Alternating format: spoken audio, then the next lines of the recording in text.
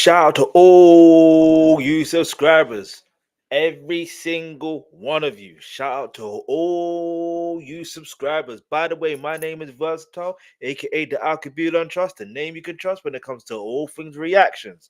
All right, so we're gonna get straight into it. You can see the list. This time I will react to the Lauren Hill and Dolce link up. I'm definitely going to do that. Don't get that twisted. Some of the things I'm gonna react to will not be in any particular order. It's just gonna be exactly what it is. Yeah. Um. So, for example, today I'm gonna react to Playboi Carti and Kendrick Lamar's tune. Get me? We're going to react to that. You know what I'm saying? You see the title. You already know what time it is, right? Yeah. Good credit. Yeah. Good credit. All right, and then we're gonna also react to some 2NE1. I'm starting my 2NE1 journey. I told you I'm gonna start, so now's the day for me to start. So the song Lollipop, and then I'm gonna react to GD&TOP. The song called Baby Goodnight. You get me? We're still continuing reacting to some G Dragon and all that. You get me? And then speaking of G Dragon and Top, I will be reacting to Big Bang's song for Gara Gara Go, and then I will get back to react to the Kendrick Lamar song, old song by the way, which is Jason Keaton and Uncle Bobby. I don't know who Uncle Bobby is, but hey, you know what I'm saying. And then I'm joking, but listen, and then we'll react to Jim Legacy's of tune Father. I had to react to those visuals. Then we'll react to anything related to Suge Knight in regards to him being on the Art of Dialogue and anything else from the Art of Dialogue platform if anything piques my interest or piques your interest. Then we will definitely react to Power Book 3 reaction to Power Book. So basically season 4, episode 1 and 2 quick thoughts. So yeah, I mean, there's going to be a little bit of spoiler alert. Yeah. Then we're going to react to Chelsea Football Club 120 years reaction. And I already told you I'm going to react to Miss Lauren Hill and Doshi link up. All right. So make sure to like button, hit the subscribe button. And and anything fantastic hip hop, get me. Let's go. Yeah. I've got to make sure that this thing is. I'm gonna do it on this phone. Got to make sure that this is at. You see, technology. Try to charge this thing, and then the charging thing comes off. It's fine. Anyway, so let's turn on that. Oh look, see look. 49 minutes ago, look who uploaded. 49 minutes ago. 49 minutes ago. I told you no particular order, right? But I'm too eager to hear the Kendrick Lamar tune because he's gonna talk about the Kendrick Lamar tune, and then there's gonna be some things that go over my head, so we're gonna react to that first. All right, so give me a second. Hold on, no. It'll be Playboi Carti, Kendrick Lamar. Get me? Oh, I'm excited, man. Wait, there's a tune called Backdoor. Apparently, the tune Backdoor is produced by Kanye West. Imagine. And then apparently Kanye West has said some disparaging things regarding Kendrick Lamar, but that's not surprising. It's Kanye. Like, listen, I'm sure Deleted has got something to say about one of his favorite artists of all time. I'm sure he has something to say because uh, at this rate, yeah. Like, hang on, give me a second. At this rate, like, what do you do? You see, when you're hang on, yeah, like what do you do? Is it jealousy? Like, you'll see in a minute. Like, I think it's jealousy, but again, he wants attention. He's. I mean, the guy's nearly what 50 years old, and he's acting like this, bruv. But anyway, by the way, my name is Versatile, aka the Alkebulan Trust, the name you can trust when it comes to all things reaction. So if you're a Kendrick Lamar fan, hit the subscribe button. If you are a Playboi Carti fan, hit that subscribe button, hit the like button, share. Let's get it. Let's go. Obviously, I should react to the full album, shouldn't I? But I ain't got time for that. Let's go. How am I already underwater? I'm in the same boat. I'm in an actual boat.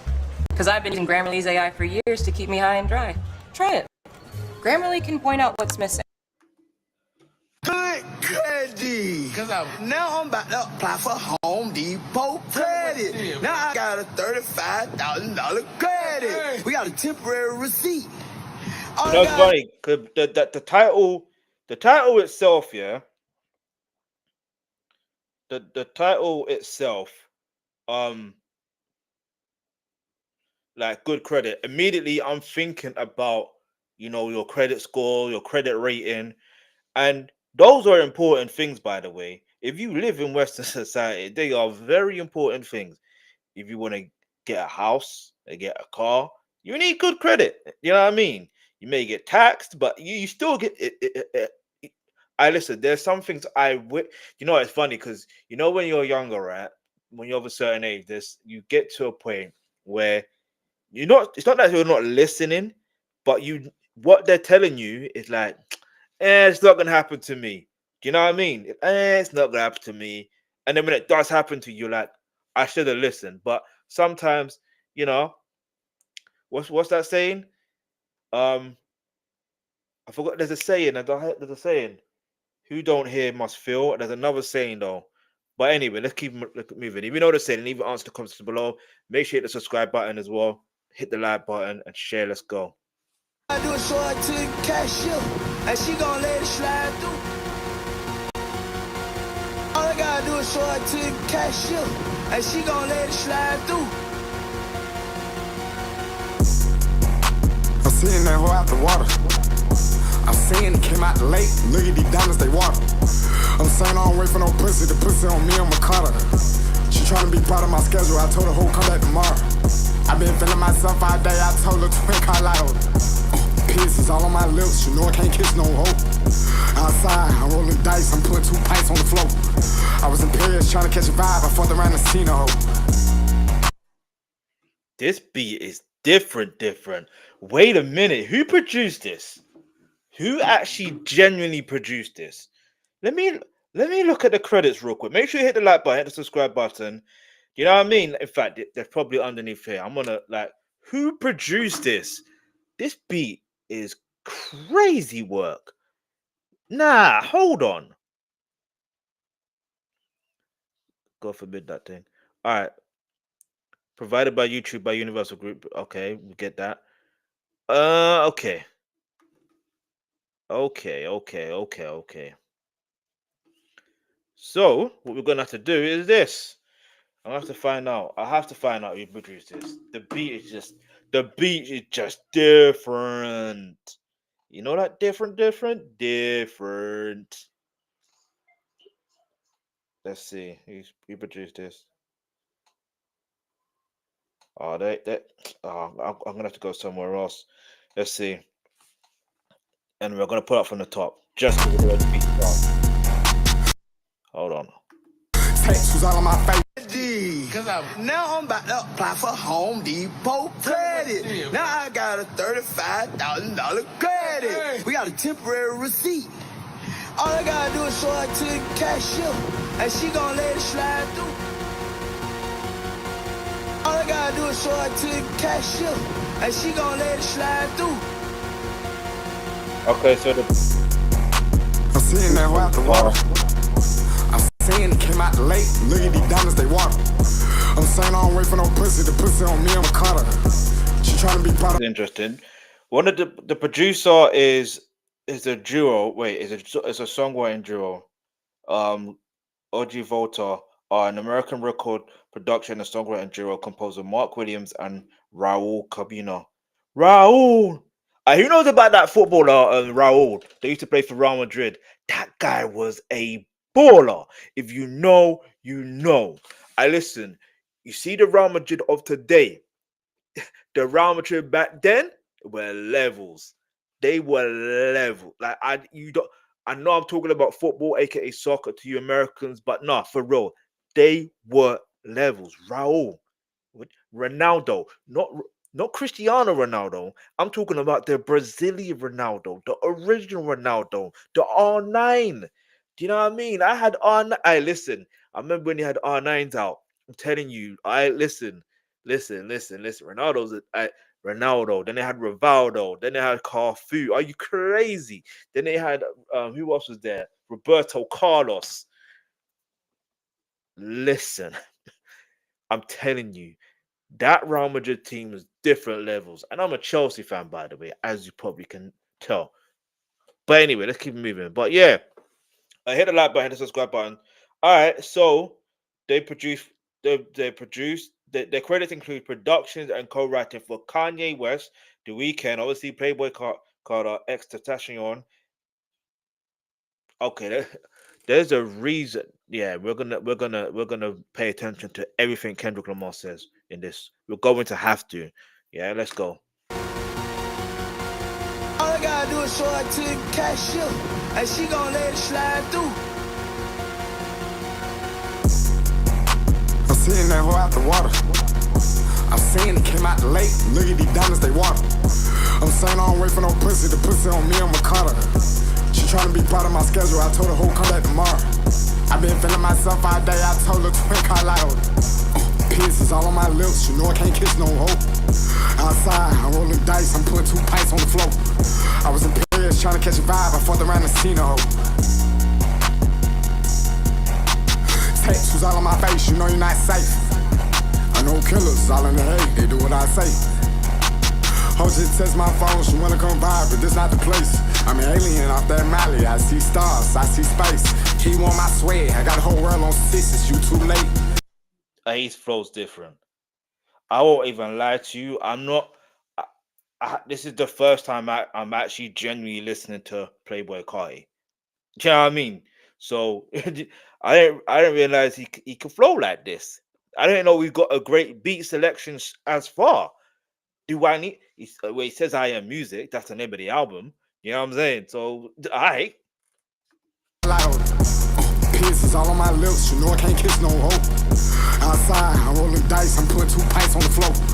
I was in Paris trying to catch a vibe. I fucked around and seen a hoe. Tattoos all on my face. You know you're not safe. I know killers all in the hate. They do what I say. Ho just text my phone. She wanna come by, but this not the place. I'm an alien off that Mali. I see stars. I see space. He want my sweat. Man said, I'm an alien, I see stars, I see space. All right, cool. All right. Let's go. I got the whole world on sixes, you too late. I got too many flows, everybody on wait. Once I get on that road, nobody gon' wait. Moving on Mali, moving on Mali, moving on Mali. Pass out them baddest, moving them baddest. I wonder how Kendrick's gonna flow in this though. I'm just wondering. I'm intrigued. And I wonder what he's gonna say. I've been trying to stay away from Twitter and stay away from YouTube. So I do not catch things but it's hard to stay away from Twitter. And I did catch some things, but I'm like, some people like to lie sometimes as well. So do you know what I mean? I'm not paying attention to what people are saying about this song. I'm not paying attention.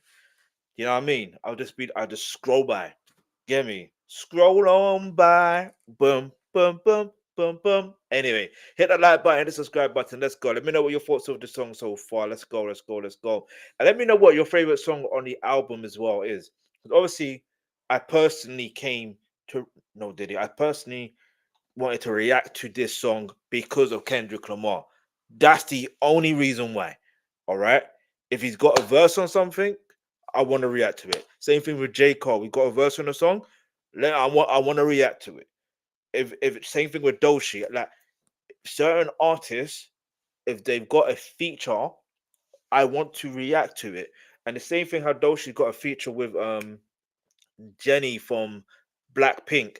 Is it Blackpink? I can't remember. I think. Anyways, a K-pop artist, right? And I wanted to react to it, and I did. But unfortunately, if you caught it in the live, you caught it in the live. But if you try to catch it afterwards, it is what it is. You know what I mean? That's why you should subscribe, because it won't get blocked when it's live, but it may get blocked afterwards. But that's another thing. I should have paid attention to the label that Jenny signed to. Do you know what I mean? I thought it was YG Entertainment, and I thought, yeah, that's fine. But little did I know. I won't say too much, but let's just say Michael Jackson had beef with them as well. That's what I'm saying. Let's go. Moving them baddest. I fought the crazy. I fought the crazy.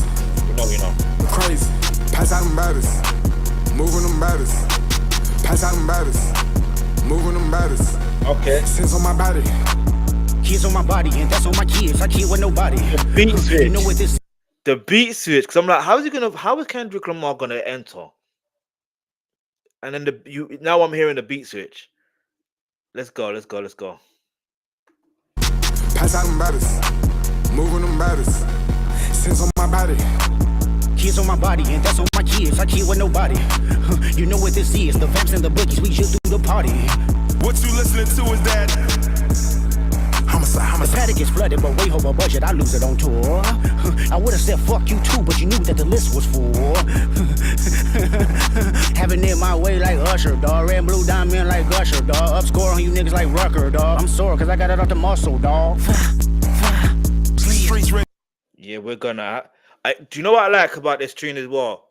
Is I like how, even though I know Kendrick Lamar doing his verse, right? But I like the bit where it gives that nostalgic feel of, I say nostalgic because I don't know if they still do it these days, but like when with radio, when they give those type of shout outs, it's usually like pirate radio station when they used to do it, to be honest. But like, do you know what I mean? That's that vibe I'm getting from that section there. If you know, you know. Hit the subscribe button, let's go. Hit the like button, let's go. I might have to put up Rap Genius to read the lyrics and understand. All right, Kendrick, let's break down your bars real quickly. You know what I'm saying? But way over budget, I lose it on tour. I would've said fuck you too, but you knew that the list was full. Having it my way like Usher, dawg. Red and blue diamond like Gusher, dawg. Upscore on you niggas like Rucker, dawg. I'm sore cause I got it off the muscle, dawg. Streets ready for this shit right here. Hands up. Eliante go big. White gold link fall on the belly. The emerald cut for hers and his. That bitch on point like ASAP Rally. I'm talking about the numbers is nothing, the money is nothing. I really been him, I promise. Say Kenny been heavy out west, and I carry the weight, nigga. I'm Luka Doncic. Conspiracy theories is given, but I must admit it, you got the wrong person. They bundling Maine, Chicago slang. Which one of you niggas a merchant? Merchant. Yeah, this is why I need Rap Genius. Yeah.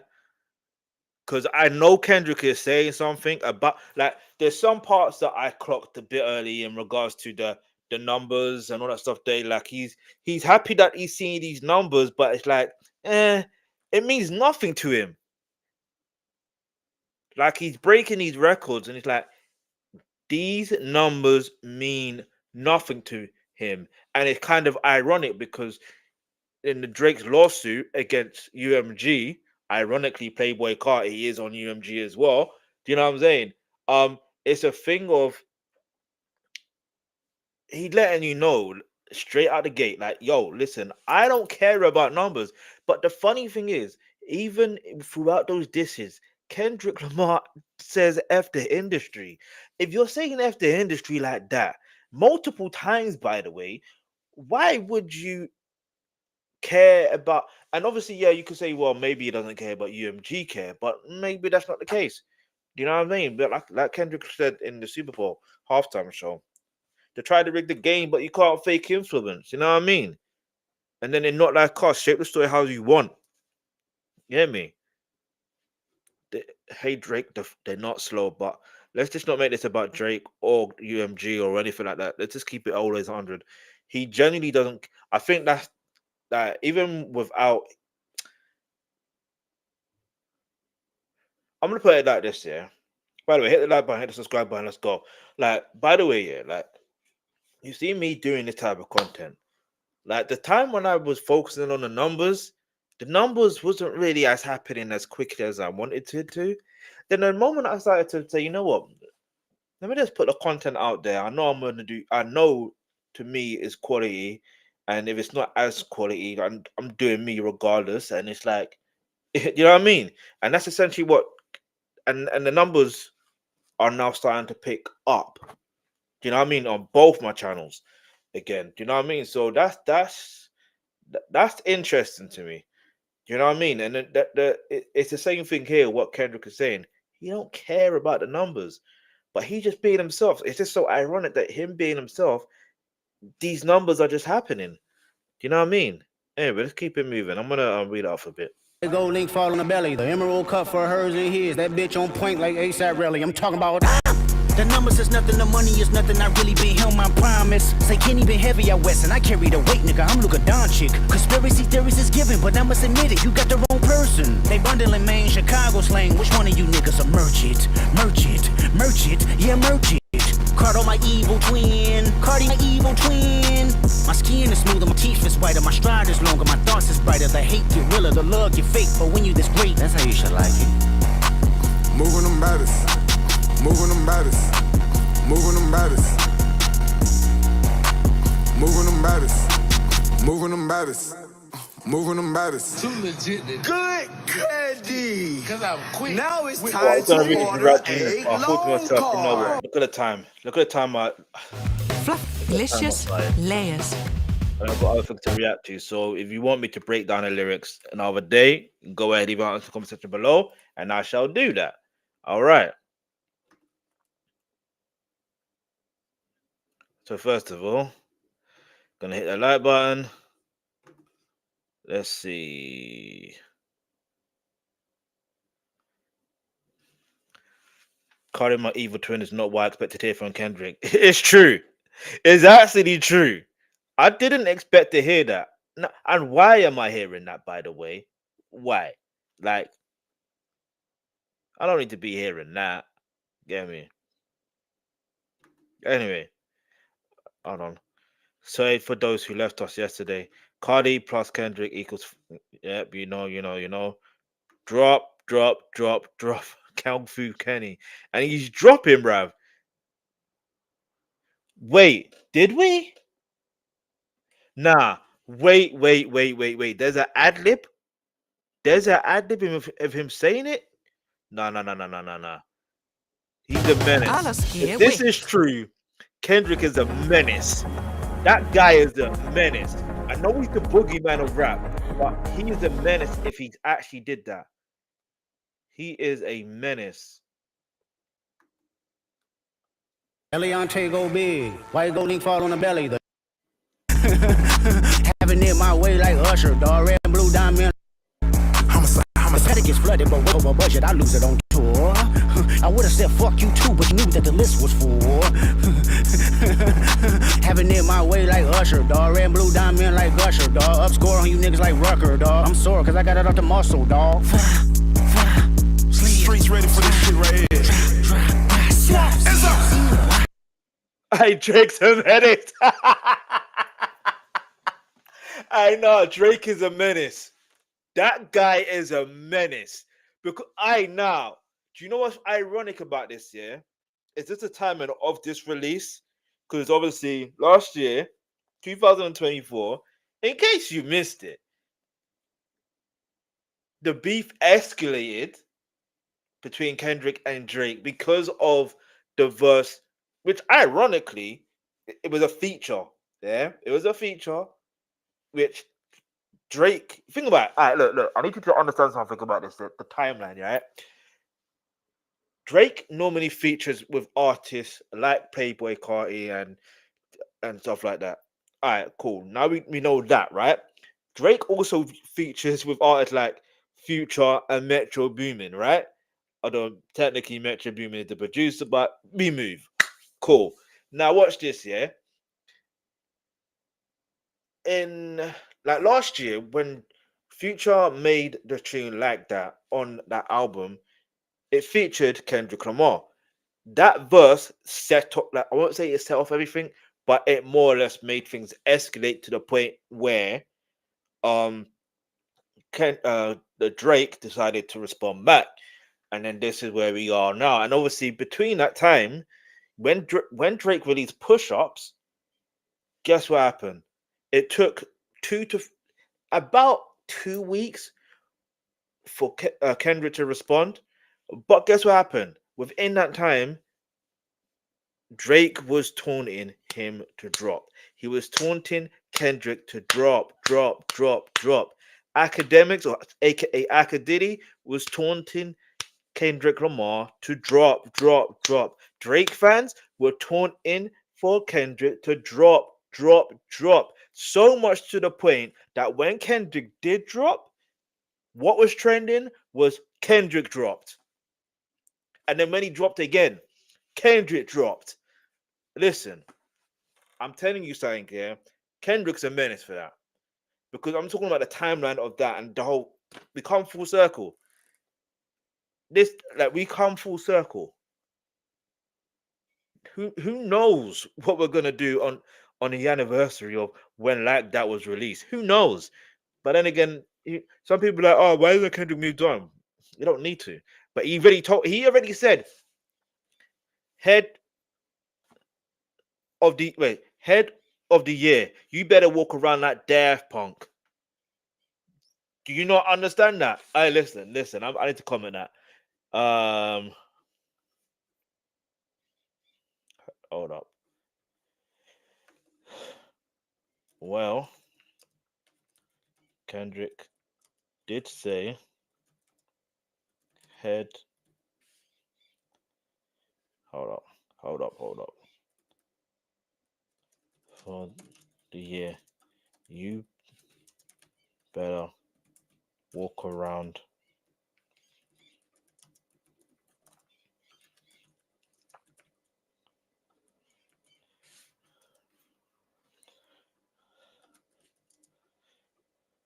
but Kendrick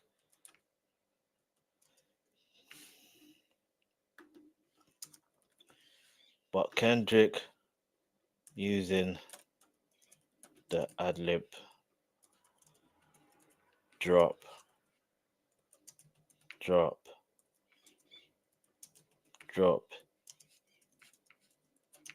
is menacing. Hold on. Menacing behavior. You know what I mean? It's menacing behavior. Like, it's menacing, bruv. Hey, shout out to everyone, man. Shout out to Kendrick Lamar. Shout out to Playboi Carti. Shout out to the producers on this. Let me know what your thoughts are on this particular track and on the album, by the way. Let me know what your favorite songs are. Do you know what I mean? Because obviously, yeah, I am a fan of Kendrick Lamar, but like, I'm a fan of music too. So it's like, at the end of the day, if you like the song, you like the song. If you don't, you don't. You know what I mean? But I don't see why you wouldn't. The beat bangs. You know what I mean? Like, obviously, because I was paying attention, I was wanting to pay attention to Kendrick's verse. I like his verse, and I think sometimes that could happen. Sometimes you have anticipation for something, but I've learned my lesson in terms of, even if you're looking forward to a song from an artist or a verse from an artist, don't have any expectation. Just be excited within the moment. You know what I mean? Because you never know what you're gonna get. You know what I mean? Especially with Kendrick Lamar, you never really know what you're gonna get. Like him calling Carti his evil twin. Like, where did he do that at? You know me? We don't do evil around here. We do good around here. Like, no, real talk. But anyway, let me know what your thoughts are. All right. By the way, yeah. So maybe this can lead on to this then. Hold on. Fantastic hip hop. Because we might as well while we're here. By the way, my name is Versatile, aka the Alkebulan Trust, a name you can trust when it comes to all things reactions, such as we are going to react to, not this one, because this was 3 weeks ago. We're going to react to the latest one, which is how Kendrick Lamar just ended Drake's Forever on Cardi's album. All right, listen, now when it comes to Drake, anyway, by the way, my name is Versatile. I don't know if I already said it, but I'm going to say it again. My name is Versatile, aka the Alkebulan Trust, a name you can trust when it comes to all things reactions, such as going to react to how Kendrick Lamar just ended Drake Forever on Cardi's album. So when it comes to Drake, can we really say this? I mean, his career would really be over in the sense of if he was to get locked up for things that he's being accused of. That will end his career.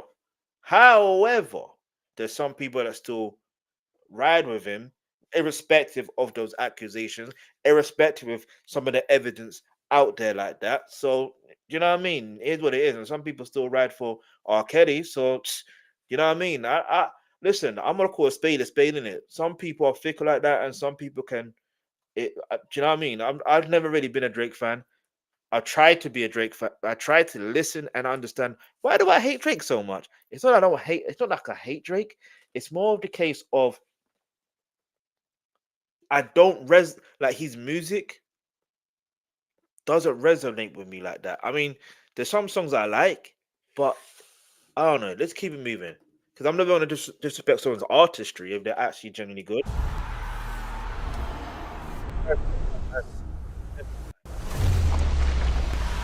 Authentic. Now, after Authenticity will always matter, no matter what. Doesn't matter if you got bangers or not. Authenticity always matters. Your integrity of who you are as a human being. I mean, listen, if I was of a certain age, then maybe them type of things wouldn't really matter to me. But you know, but then I was watching an interview with Nelly on Drink Champs, and he was mentioning I don't look to entertainers, and he basically was saying he doesn't look to other entertainers for certain things, and it makes sense. I'm like, Emmy, if you do I don't know. Anyway, let's keep moving because I'm waffling right now. Let's go.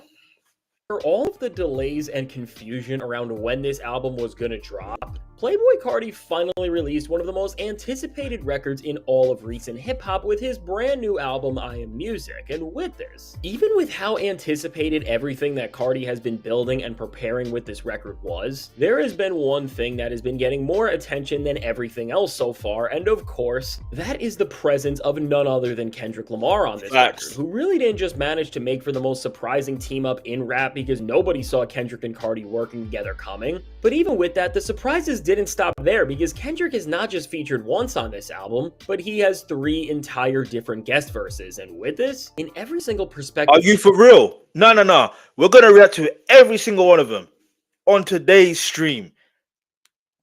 Wait a minute. Hold on.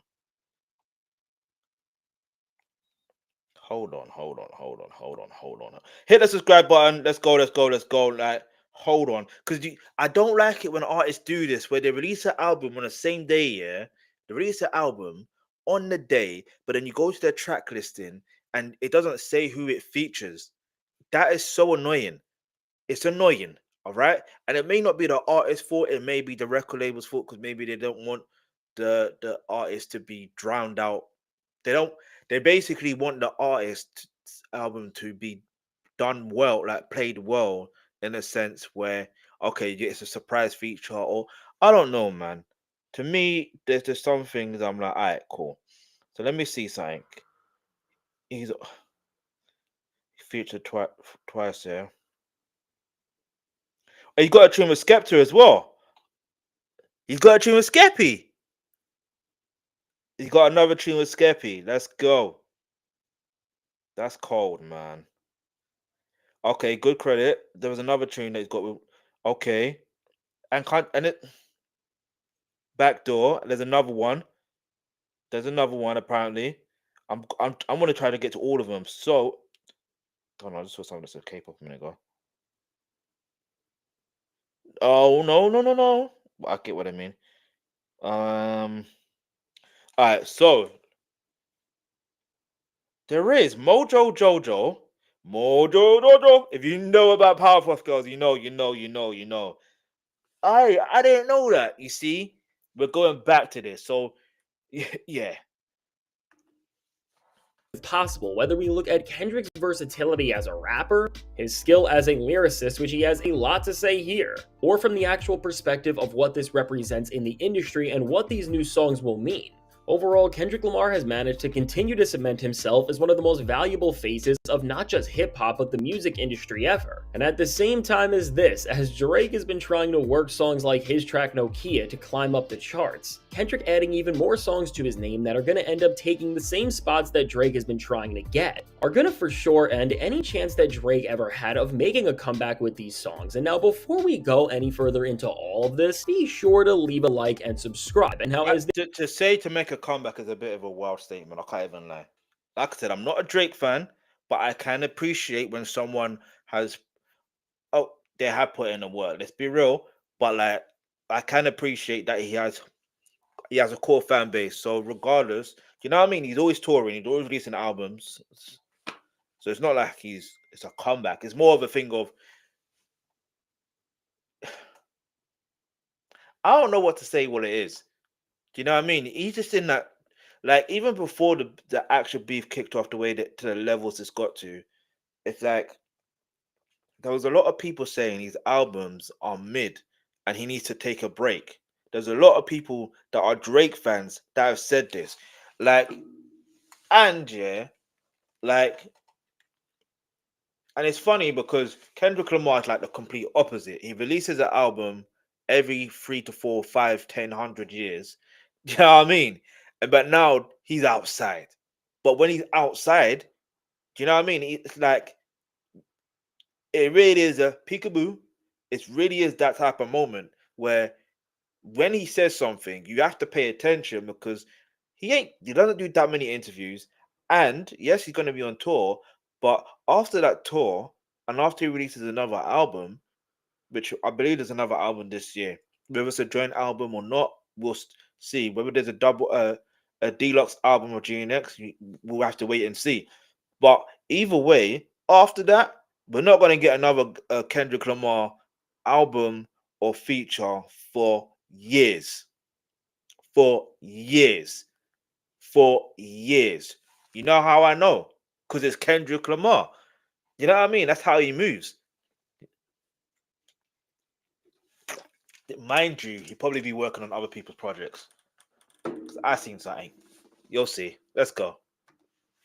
As there is so much that needs to be talked about with this new Carti record, really make sure to like and subscribe as we uncover just how important this album really is. And so with that said, when it comes to Kendrick Lamar and Playboi Carti, this duo is really one of the most exciting things that we could have seen in hip-hop, because for what they represent, this is really two different sides of rap music coming together. And while Carti is getting up, they represent the complete opposite. Like I said, this is the first time I've actually reacted to or listened to any Playboi Carti, but from what I know of, I know they're complete opposites. Otherwise, I would have listened to him a long time ago.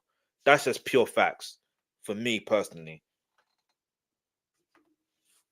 Upped huge by having this much music with the king of hip-hop right now, Kendrick is also expanding his appeal to even more listeners than ever, which for the title Kendrick is now holding, this is only going to make sure that it's going to last longer and longer. And now before we get into any of the Kendrick and Carti tracks and what they all represent and what Kendrick is trying to tell us here, just from the songs actually coming out. Hit the like button, hit the subscribe button. It's like, because I know he's going to dive deep into it, yeah, but it's like now it's making me feel like I should have reacted to the other two tunes, but I didn't realize that there were other tunes on there. I didn't realize because when the song was, look, put it this way, when the album came out, someone said, I think it was from NPR podcasts on Twitter, they mentioned, Kendrick's on the Playboi Carti's album, I Am Music. I'm like, I bet man's gonna react to that still. That was it. They never mentioned the name of the song. They never mentioned, you know what I mean? Like what type of feature it's gonna be or anything like that. They just literally said he is on. You know what I mean? Like it's just one of those things here where, like, it's one of those things where it's so unexpected that let alone one feature, but two, but three on one album. Let's go. Now, Kendrick is showing us that his moves are only getting more calculated in this era, because even with the release of this album and their... You're not calculated, you're only... listen, you're not calculated. I can even predict your angles. Listen, if you know Euphoria on that. Oh, man, let's go. For these 3 new tracks, with this coming out exactly a month after Drake dropped SSS for You, and really that record already having to compete with the Super Bowl and all of the hype from that after it dropped. Now as it's trying to find support and work songs like Nokia to salvage it and make it a decent received and performing body of work, within the timeline we are seeing, it's not just going to go against Carti and his new solo songs, but now it also has to compete against 3 new tracks from Kendrick Lamar, and it will for sure lose. Because again, from every perspective possibly out there, Kendrick Lamar has managed to deliver 3 dynamic songs here that all serve completely different purposes. And that means whether it's on the rap, melodic, or just general charts. Kendrick has even more music to add to his already dominating catalog, and this is what we are bound to see. Because before we even get into the more lyrical performances where Kendrick Lamar delivered his most pivotal verse since G&X, we need to discuss how the song Backdoor is joining another Kendrick song like Luther as a smooth melodic cut that plays on rhythmic and pop charts as well as rap. And because of everything, Yo. Okay, so now I know what to expect. It's not like I can pause. I could have paused this and came back to this, but it wouldn't have made sense. But do you know what though?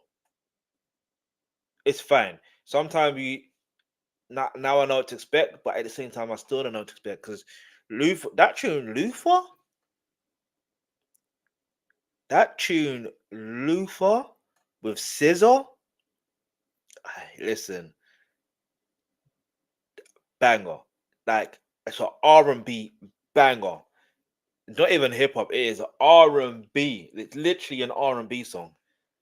Literally an R&B song. If you know, you know. Let's go.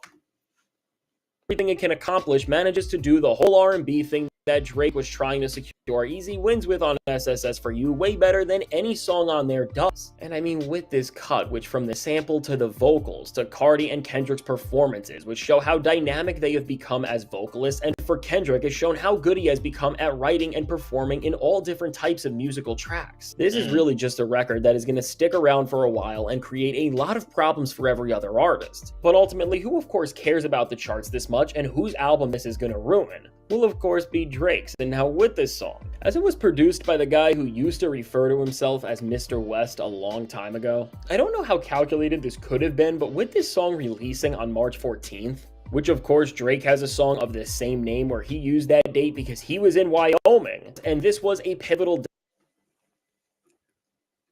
Alright, so this makes me know because I saw a tweet from Kanye West. Yeah. I see what Kanye West is doing. It's promo.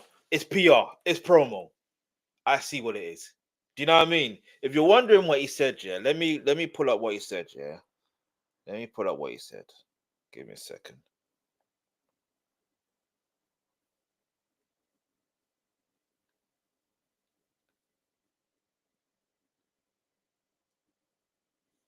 Let's see what he said.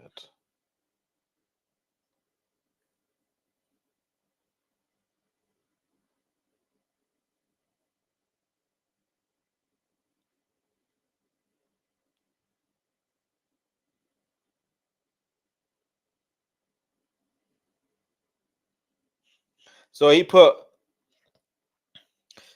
said, so it's NFR podcast. That's where I got it from, not NPR. All right, so he says, I don't like Kendrick Lamar's music. He raps very good, but I didn't need to hear him on Carti's album. Do you know what I'm saying? That for him to be on the production of, I think it's on Backdoor, I believe it is. Like, I'm like, yo, Kanye is just Kanye. You know what I mean? Like, there's no other way to explain why he does what he does. Do you know what I mean? Like, but the good thing is when he tweets or whatever he does or whatever rant he wants to do, he trends.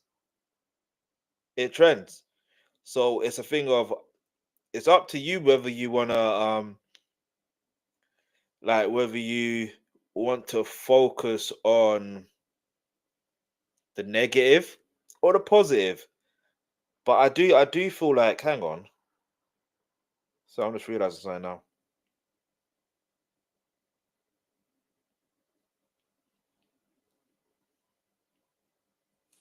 Okay, yeah. So I do feel like with this particular album as well, yeah, Backdoor is actually produced by Kanye West and Audra Volta and Scott Bridgway, which is yeah, it just it's given the fact that he's just promoting. It's just promotion. That's all. Just there's no other way to put it. Why else would he do it?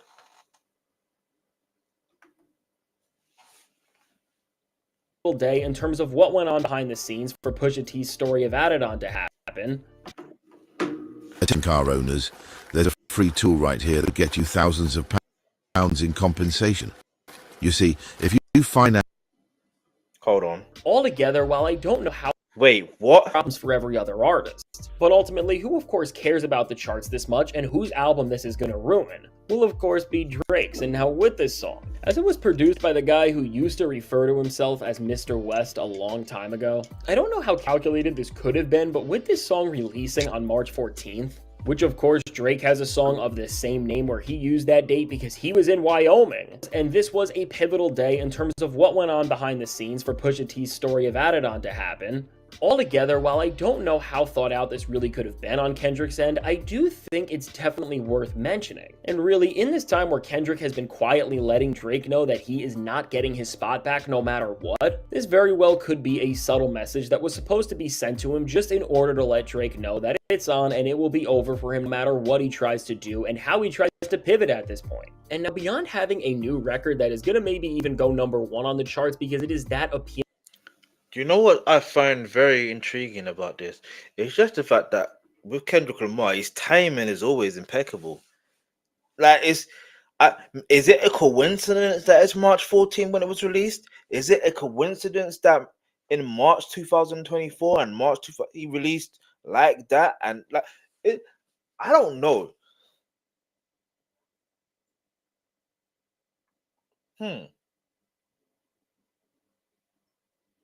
But I'm intrigued to hear more about these other two songs. So we're gonna react to that straight after, and then after it would be To Anyone, like their tunes. You know what I mean? Let's go. Appealing to everybody. There's two other Kendrick Lamar songs on this record, and I think the best and most important one has to be the track Good Credit, which really, this song is the type of track that when you think of what this duo would be able to achieve, it just uses the best of their abilities, as it's a much darker song. And I mean, as Kendrick says on the track himself, Carti is his evil twin, and as Kendrick also says things like, you know what it is, it's the vamps and the boogies. It really tells you both the type of vibe and message Kendrick wants to send here, and also how much he's believing and supporting Playboi Carti. And now with this verse, which is over a Cardo beat who also did a lot of the production on Euphoria for reference, Kendrick really delivers another performance that we are going to be talking about for a very long time. Between Kendrick... Say what now? Do you know what I mean? That was technically the first full-on diss song towards Drake, funny enough. And in that same song, what do you say? Headshot for head for the year. You better walk around like Daft Punk. It is what it is. It is what it is. Kendrick just ascending further and further into rap all-time great status. Kendrick also throws more subliminals at Drake on this track, and again, doing the most petty things that disrespect what hip-hop stands for as a whole. It's really all deserved on Drake's end, and I think it's actually good for the betterment of the genre that somebody is calling him out. And now Kendrick has a lot of references here, which show just how tapped in he is to every single thing going on in hip-hop. As for example, with a bar like, I would have said you too, but you knew what the list was for. What Kendrick seems to be referencing... I caught that. I'd like, hang on. I caught that. Because you know in December, around Christmas time, when Drake went on that podcast, he went on to that stream, which is kind of ironic because he should have went on Academics stream based on, you know, the interaction that's been happening. But it's like, you know, in the way that Akadidi rides for Drake, you would have thought he would. But anyway, I digress. By the way, hit the like button, hit the subscribe button. Let's go. So he basically was saying there was a list that was given, yeah, But it's funny because that list, as much as some people want to say it's written by a fan or this or that, it could be by Drake. I could be wrong, but he is Mr. Manipulator. You get it? But yeah, I did catch that bar, but it's like if I say it, maybe it's maybe it's gonna go over my head. I don't know. Maybe, and this is why I wanted to wait to react to the Rap Genius one instead, so I could actually focus and lock in and be like, all right, boom, this is what I can say what it means. You know what I mean? Let's go. So that's interesting now. Doing the most petty things that disrespect what hip-hop stands for as a whole. It's really all deserved on Drake's end, and I think it's actually good for the betterment of the genre that somebody is calling him out. And now Kendrick has a lot of references here, which show just how tapped in he is to every single thing going on in hip-hop. As for example, with a bar like, I would have said you too, but you knew what the list was for. What Kendrick seems to be referencing here is the Drake and 50 Cent co-signed Drake beef list, which has the running names of everyone who Team Drake has problems with. And overall, with Kendrick pulling a reference out like this, it just shows how much... Are you sure? Is he absolutely sure?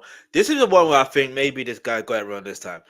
Because the list I was thinking of, hold on, also throws more subliminals at Drake on this track, and again, since Drake is still doing the most petty things that disrespect what hip-hop stands for as a whole, it's really all deserved on Drake's end, and I think it's actually good for the betterment of the genre that somebody is calling him out. And now Kendrick has a lot of references here, which show just how tapped in he is to every single thing going on in hip-hop. As for example, with a bar like, I would have said you too, but you knew what the list was for.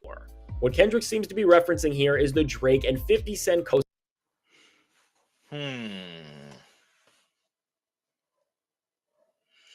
Okay, maybe it could be that as well, but in that list isn't really a F to say the F you.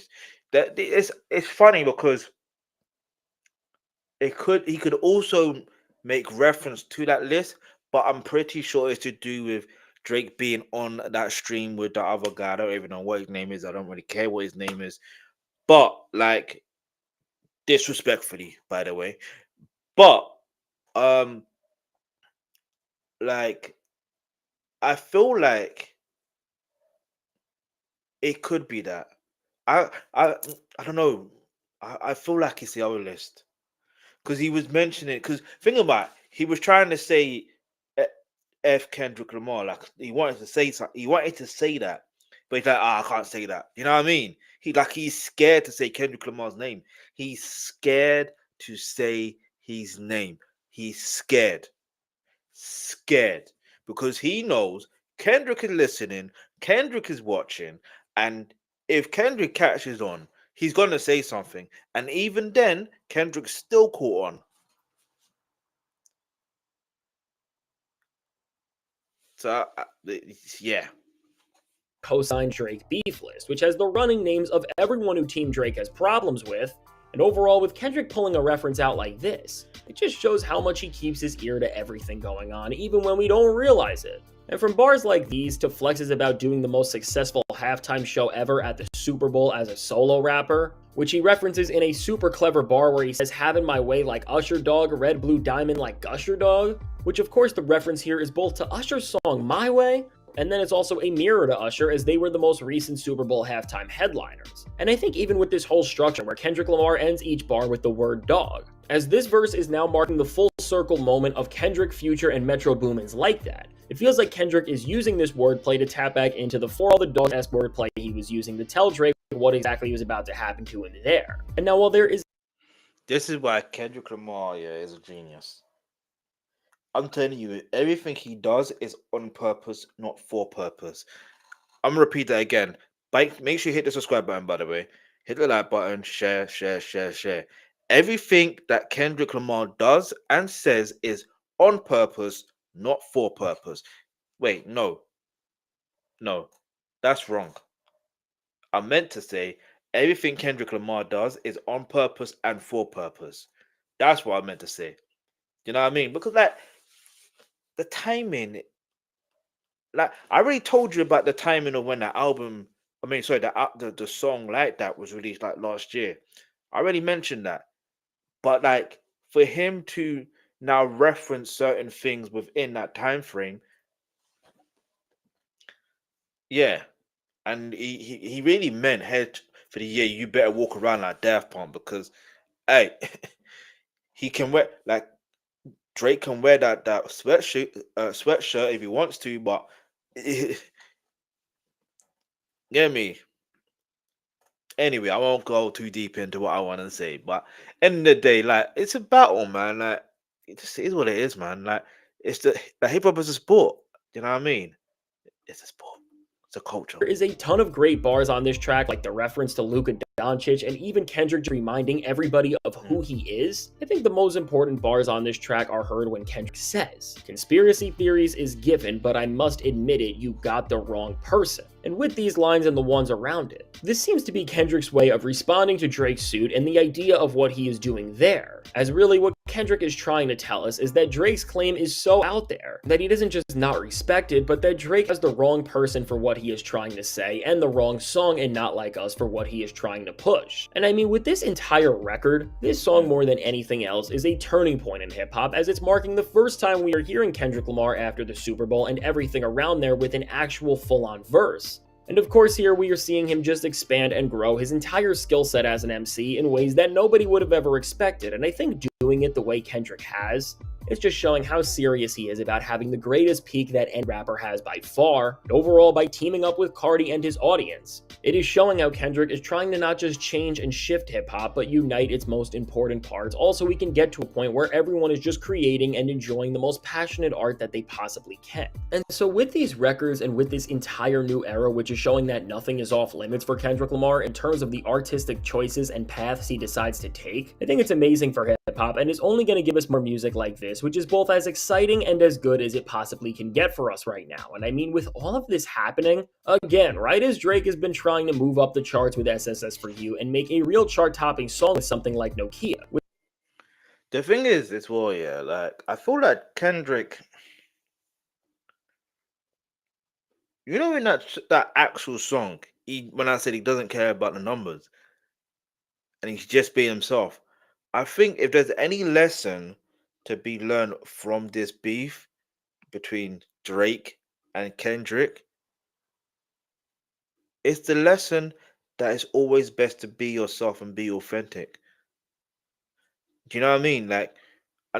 Because no one is saying that Drake doesn't make good music. You know what I mean? No one's saying that. Obviously, some people say some of his songs of recent have been mid. That's different. You know what I mean? Like it's been mid. It's not saying they're bad, they're awful. They're just mid. You know what I mean? Because they expect him to do better, and they're within every right to expect their favorite artist to do better. You know what I mean? But it's like even the stuff and the conspiracy theories and stuff like that. If you mentioned about the lawsuit, and could that reference to lawsuit? Maybe.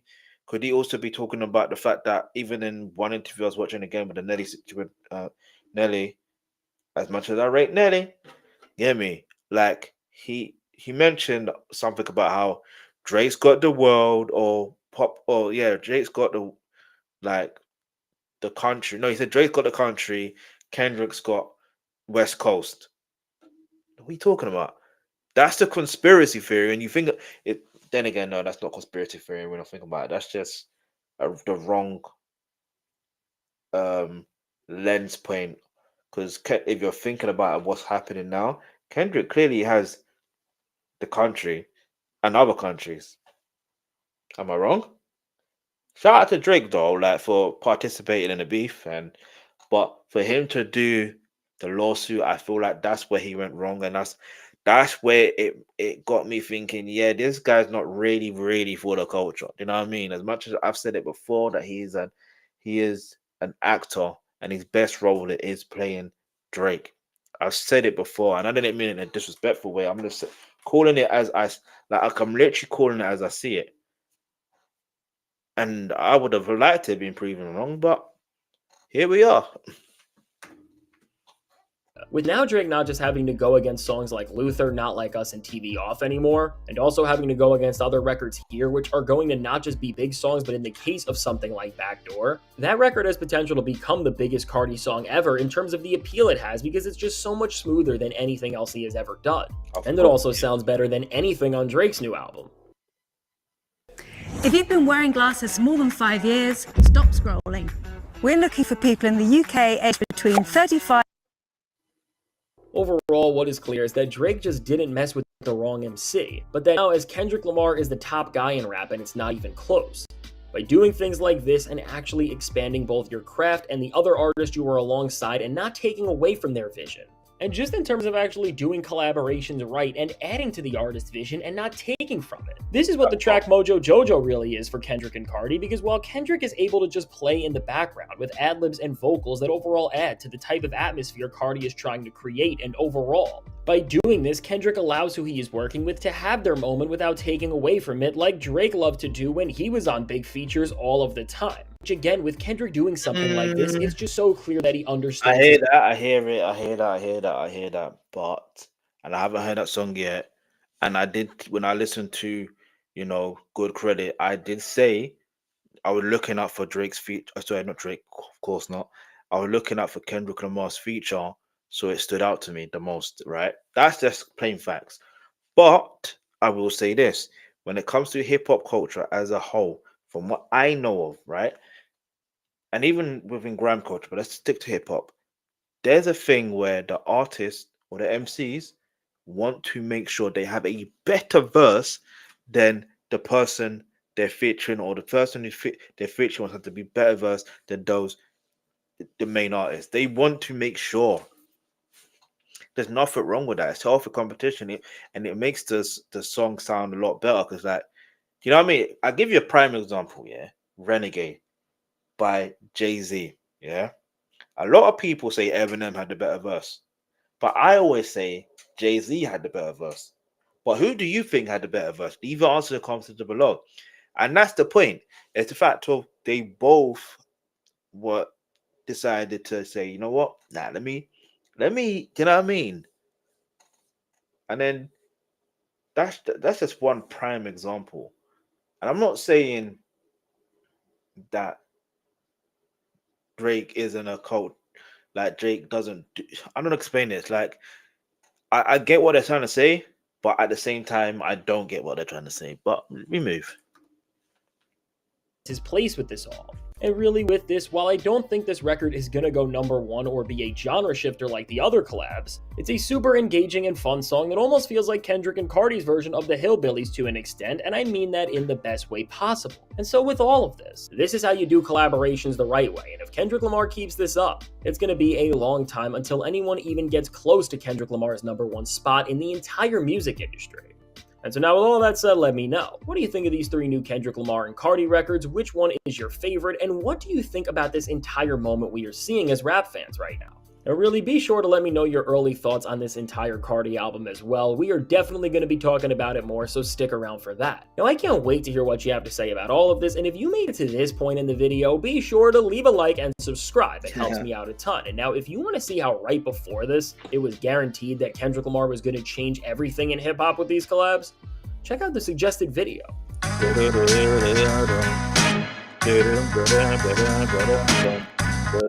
How Kendrick Lamar is about to change hip hop all over again.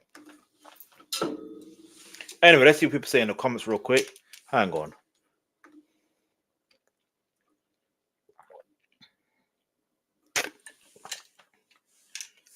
Big Meat speaks after Rick Ross played him. Well.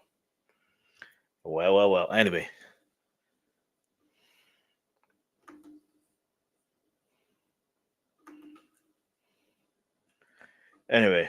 Let's see what people comment in. I'm starting to see why Buddy out here begging for hugs. Hey, listen. Not only did Carti drop something other than a fit pick or a mugshot for the first time in years, we got Kendrick popping off too. Either Carti didn't want to test the universe gangster so close to the ideas march, or more than likely Kendrick smacked him upside the head like a father to his son and said, boy, if you don't stop effing around, okay. Regardless, I'm glad that Carti fans finally get to win, and I'm glad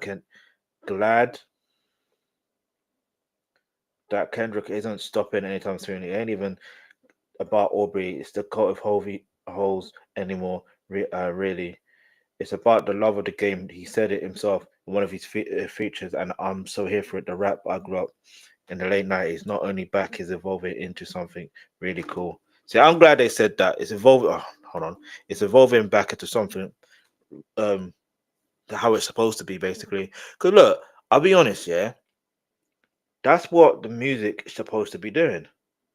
Hold on, SZA on touring with Kendrick Lamar, new movie. Oh, SZA, why are you uploading that? Well, not your voice, Jimmy Kimmel. Anyway, Kendrick is in a league of his own. That's so super facts. Anyway, so I'm gonna put now when it comes to Drake,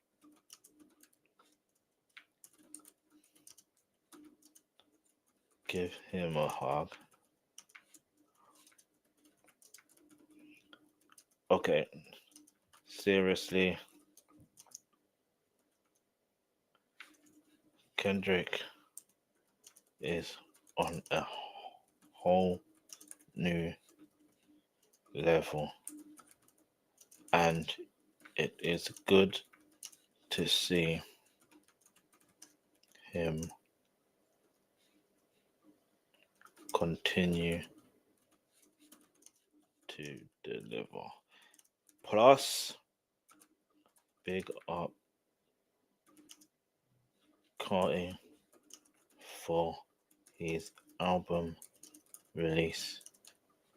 It's not easy when you know someone else is at wait. It's not easy, especially knowing that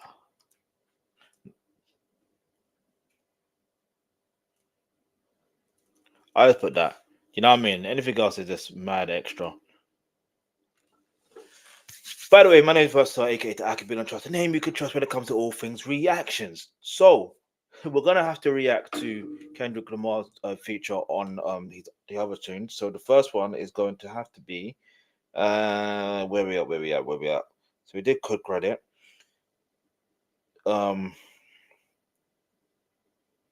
It's gonna have to be Mojo Jojo. Alright, so if you're a Kendrick Lamar fan, you know what to do. Hit that like button. Yeah, if you're a Kendrick fan, hit the like button. If you're a Playboi Carti fan, hit the subscribe button. Let's keep it moving. Let's go. I can convince you to make sure you hit that subscribe button, by the way, because there's gonna be more reactions. Hold on. Okay. Let's go. I'm gonna try not to pause too much either. Hey Carti, I need that Back to the Future Carti, I need that 4 Alien Carti, I need that beep extraterrestrial Carti, you know. Anyway, that's Kendrick in the back. Well, no Diddy, yeah, but you know what I'm saying. Anyway.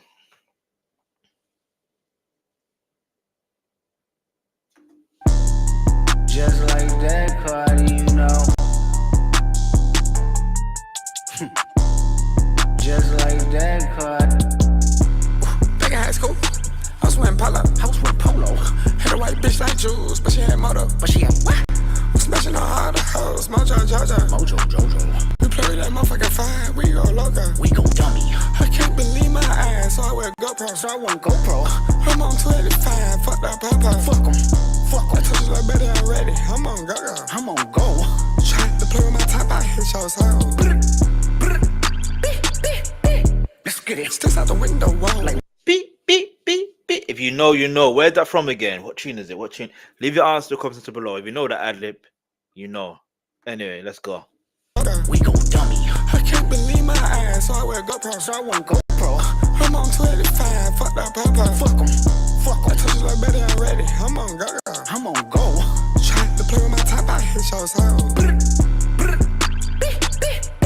Let's get it. Sticks out the window, whoa. Like whoa. My arm out the window, ho. You ho. Swing it like Winslow, ho. You ho. Baby, your wind's getting low. She's a different breed.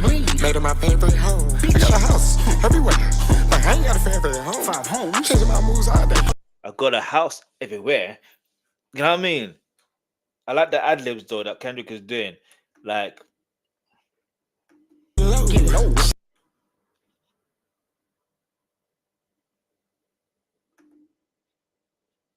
She's a different breed. Made her my favorite hoe. I got a house everywhere. Like, I ain't got a favorite home. 5 homes. Changing my moves all day. Still trying to find my zone. Still trying to find my home. They still trying to steal my tone. Still trying to steal my. I got a home everywhere, 5 homes, and I'm still trying to find my home. That's deep. That genuinely is deep because you know, when it comes to life, they say home is where the heart is. That's why it's best to. I'm gonna say it's best to make sure you always be yourself, which is key, but it's best to be open and honest with how you are in the moment. Do you know what I mean? That's the best way I can really put it. But make sure you hit the subscribe button, hit the like button. Let's go. And you can definitely feel more at home by subscribing to this channel, because you know what I'm saying, especially because you're going to see more reactions, especially if you're a Playboi Carti fan or a Kendrick Lamar fan or a fan of music or a fan of hip-hop. But let's say a fan of music in general, because I am music.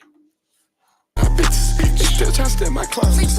I've been like this one since I was in the womb. Flash shot. Oh my God, here a goon. Flash shot. Oh my God, here a goon. Flash shot. Oh my God, here a goon. Stop calling my phone like you know me. Bitch, stop calling me. That's on my name. 230. On my own pace, not a hurry. No rush. Share home team type 5. Tell the bitch come and hurry. Ride the dick like a Harley. Ride star Machiavelli. That bitch, I make her jerk me. Fuck it. I feel like this live, imagine this live at Coachella and Playboi Carti is performing live, and then he brings out Kendrick Lamar to perform this tune. This will go off. It's the like, I'm thinking about the ad libs. That's what I'm thinking about. I'm thinking about the ad libs, and I'm thinking about the way that Playboi Carti is basically like, you know, put it this way. It's like he's backing up everything that Kendrick Lamar. No, I'm talking about the ad libs that Kendrick Lamar is doing. It's like he's backing. No, did he? He's backing Playboi Carti by letting you know this is like he's talking real.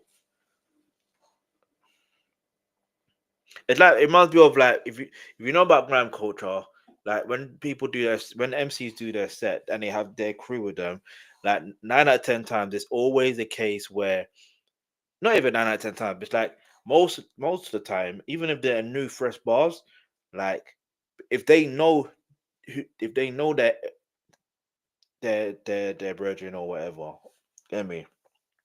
What happens is they know the bars. Do you know what I mean? It feels like they already know what the bars are going to be, or they know certain words. Do you know what I mean? Like, it's hard to explain. You have to watch these grime sets to really get a thorough understanding. Anyway, let's go. I'm going 3 for 3. Stay with a cocoa iced tea. Bitch, I'm rich as fuck. I'm going 3 for 3. How many tracks did Kendrick Lamar have in this tune with Playboi Carti? He went 3 for 3. How many tunes did Playboi Carti have a tune with Kendrick Lamar on it? And I believe he is the only artist. He is the only artist. He is. He's literally the only artist with 3 features, let alone, yeah. Ain't that interesting? That's interesting. So it makes you wonder. At least he didn't do a J Electronica where he released the album, and then instead of it being a solo album, every feature is with Jay-Z. If you know, you know. If you know, you know. I'll never forget that moment, man. That's why everybody being nice to me. You can get next. You can get blessed. Let me check something. Let me shake something. You can get next. You can get blessed. Let me check something. Let me shake something. Happen like this. Whoa. Since I was in the womb. Flash shot. Oh my God, here a goon. Flash shot. Oh my God, here a goon. Flash shot. Oh my God, here a goon. Happen like this. Whoa. Since I was in the womb. Flash shot. Oh my God, here a goon. Flash shot. Oh my God, here a goon. Flash shot. Oh my God, here a goon. The beat selection, crazy. What kind of advert be this? Shy. Anyway, let me know what your thoughts are on this tune. Leave your answers in the comments below. I find it interesting, yeah, that you see when it comes to this particular album, yeah. In fact, let's put it this way. Let me see what people comment. Let me see what people say in the comments real quick, because I've got other things to react to, so I don't want to be too much on here.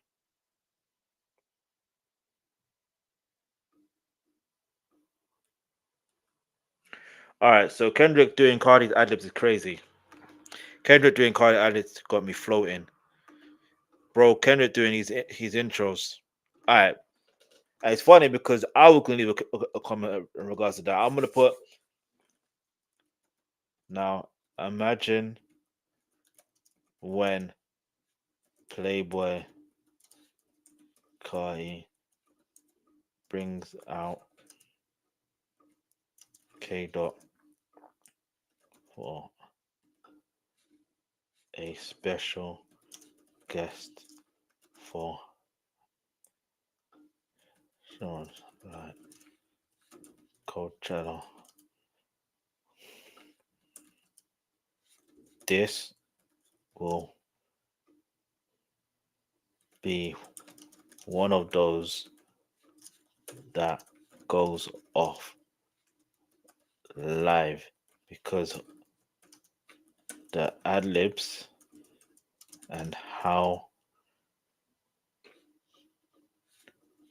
because how they both vibe to this, the crowd will too. Facts or true? You know what I'm saying? Like, facts or true? Because I'm like, yo, when you think about it, yeah, there's certain artists that can't.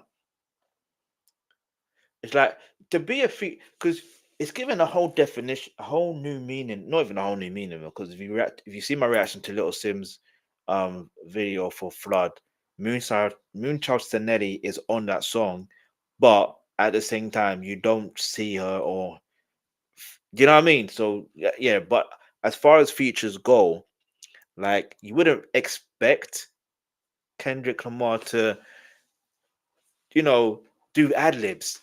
You expect him to do a verse, and then you expect to hear something of significance. But this is Kendrick Lamar. He's always been that guy where he will experiment, but at the same time, he's not going to experiment at the expense of losing a sense of self. You know what I mean? And losing sense of who he's like being. With him being a featured artist, he's not going to lose a sense of who they are. He will learn of who, you know what I mean? It's hard to explain.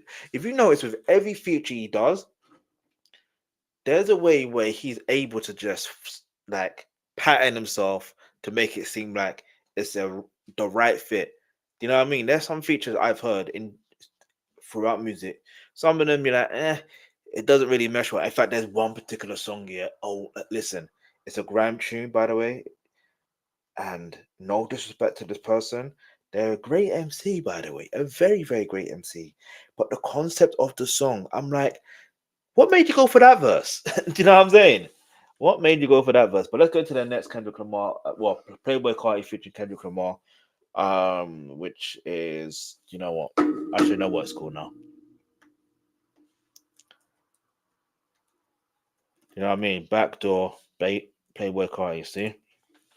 So, by the way, my name is Versatile, aka the Alkebulan Trust, the name you can trust when it comes to all things reactions. So, right now, we're going to react to Backdoor by Playboi Carti featuring Kendrick Lamar. And it is partly also produced by Kanye West. You know what I mean? So I'm excited to hear this just because I know Kanye West is involved as well in this particular song, and the fact that Fantastic Hip Hop was mentioning how this is more of a smooth feeling to it. You know what I mean? Like similar to Luther. So I'm like, all right, let me hear it. You know what I mean? Let me hear it. Let me hear what you got to say. So hit the subscribe button. Let's go.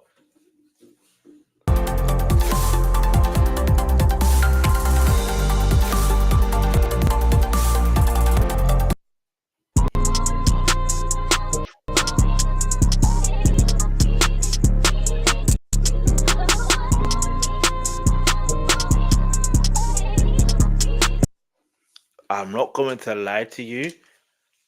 When I heard that, there's a part of it where it sounds like it's BBL Drizzy, BB. I promise you, I don't know. It's that you can hear it too. I'm sure you can. But this gives me that old school Kanye feel. No, you know. Beto, Beto. Beto, Beto, Beto, Beto, Beto, Beto. Let's go, let's go. She's a good girl, tell her let go. She can't take on my stuff no more. Play with my ass, Dior. Live life on the hill, I can see her. Don't play with me, gangster, I don't see her. I'll be real. I like the production more than how Playboi Carti is delivering on this. Maybe it will get a bit better. I don't know. Listen, this is just an honest take, and I've got no expectations of how anyone delivers on this song, by the way. I don't know what to expect. You know what I mean? But I just feel like because of the R&B vibe and feel to it, it almost feels like the auto-tune of him singing, rapping, sort of, kind of takes away from the feeling of the production. I feel like the verse that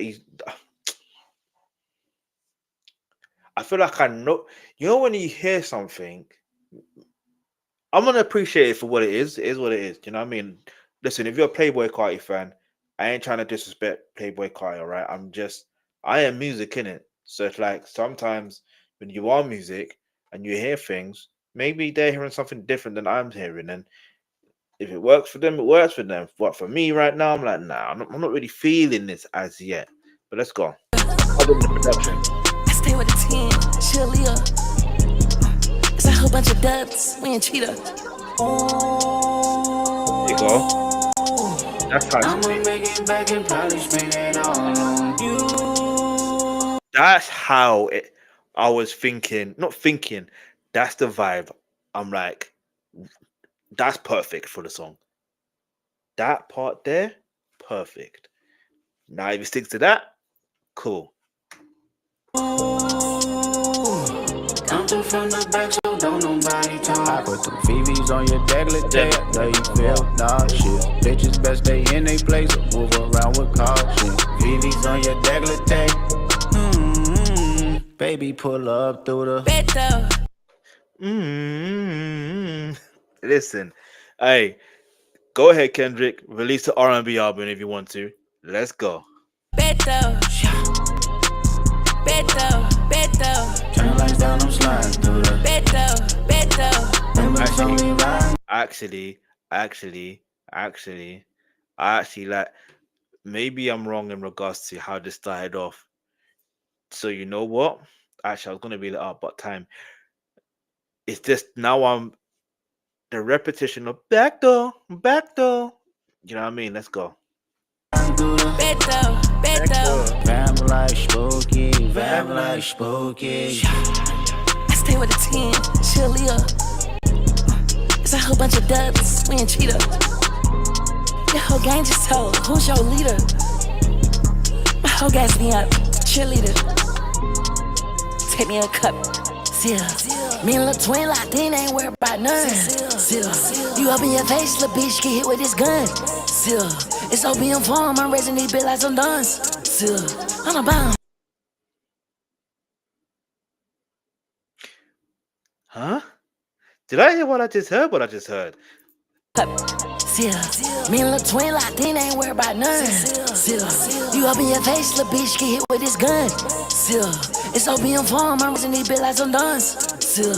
I'm a bomb, I'm something, I'm blunt. Ah yeah, it's a chase. Get a K, hit his chest, hit his waist. We say, I'm the vibe, and it's insane. Beto.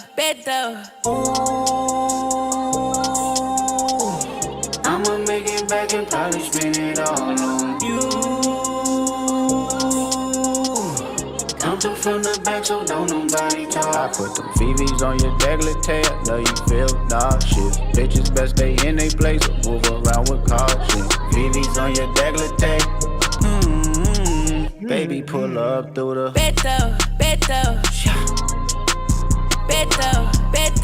turn legs down, I'm sliding through the Beto. numbers on me riding through the Beto. Vamp like spooky.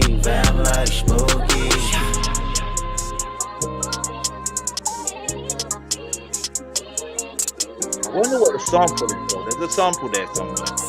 I'm gonna find out later from another day, another stream.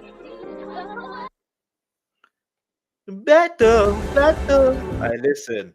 Shout out to Playboi Carti and Kendrick Lamar, man.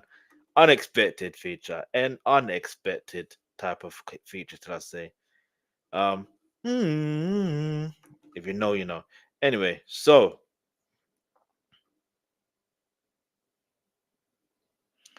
no, now all this gotta do is take care of his kids. Okay.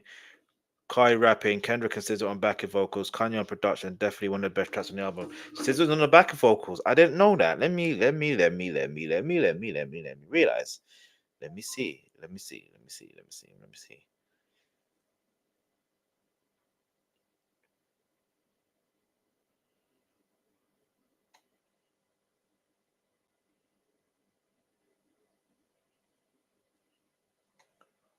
Doesn't really say, but the next tune after that's supposed to be Toxic by Skepta as well, by the way. But that's got to be another day, man. Seriously. Back door. Trust me, dog. Them Kendrick harmonies. Kendrick might as well release. Listen. I'm gonna put a comment here, yeah. Kendrick might as well release an R&B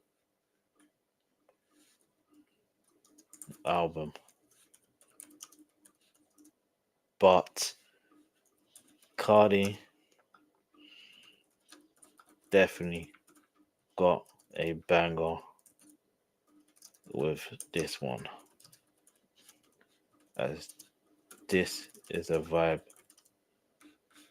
Get me? This is a vibe. You know what I mean? It's funny though, because it's like Kanye West produced this. Well, he's one of the main producers of this track. So that makes me know Kanye must know this is a banger. So he's like, you know what? I'm gonna still do me. Kanye West does Kanye, like irrespective of whether you support him or not, he does him. But anyway, we're gonna now react to something completely different. You know what I mean? All right. So, by the way, my name is Versatile, aka the Alkebulan Trust, the name you can trust when it comes to all things reactions. It's Big Bang and 2NE1. Are you serious? Is that actually a real thing? I didn't know that. Anyway, by the way, my name is Versatile, aka the Alkebulan Trust, the name you can trust when it comes to all things reactions. And I'm about to react to Big Bang and 2NE1 song Lollipop. I thought it was just a song by 2NE1, but it's Big Bang song as well. Who knew? If you're a K-pop fan, you possibly did know. So let's just get straight into it. Make sure you hit the subscribe button, especially if you are a K-pop fan. especially if you're a Big Bang fan, especially if you're a 2NE1 fan. You could tell this is the vibe just by this thumbnail here. Anyway, let's go. Upgrade to Colgate Hey, listen. Use daily long-last protection for your mouth. Look at that. The next, everything is just there. What is going on? I want to find out.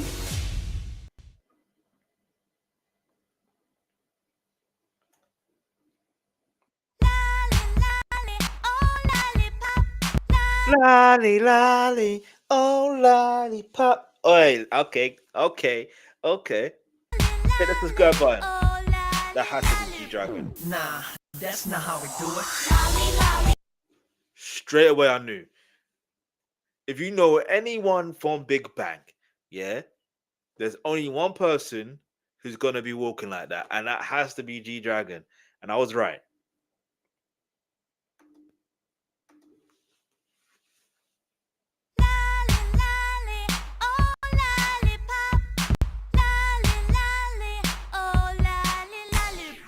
Nah, that's not how we do it.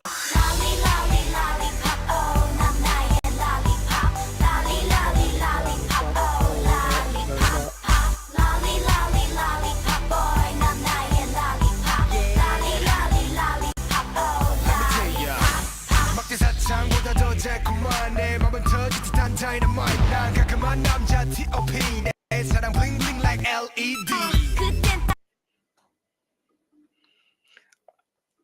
I can't pull it up, but I want to. Let's go. Let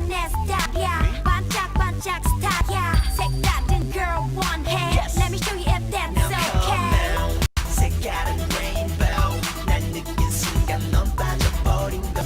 You just can't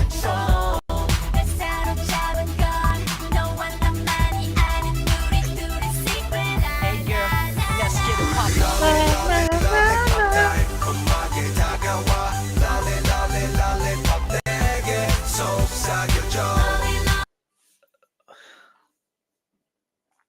I like the fits that they have. I can't even lie.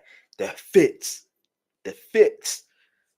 Like, shout out to the clothing designer and that. You know what I'm saying? The way it just matches the background and all. Yeah.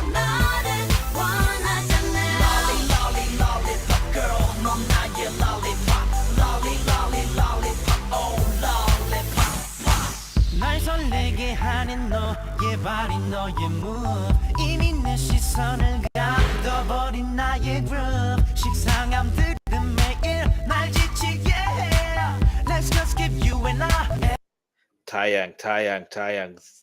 Taeyang, brother. This guy. Let's go. 날 설레게 하는 너의 발이 너의 move 이미 내 시선을 가둬버린 나의 groove 식상함들은 매일 날 지치게 해 Let's just give you and I F-R-E-S-K 색다른 rainbow 날 느낀 순간 넌 빠져버린 걸 알아 You just can't control 날 사로잡은 건 너와 나만이 아는 우리 둘의 secret love Hey girl, let's get it poppin'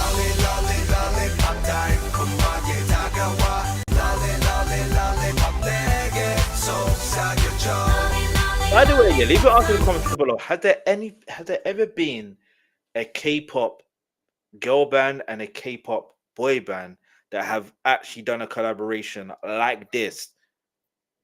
Leave your answer in the comments below. Let me know the name of the song and I will react to it. You know what I mean? Because, yo. I'm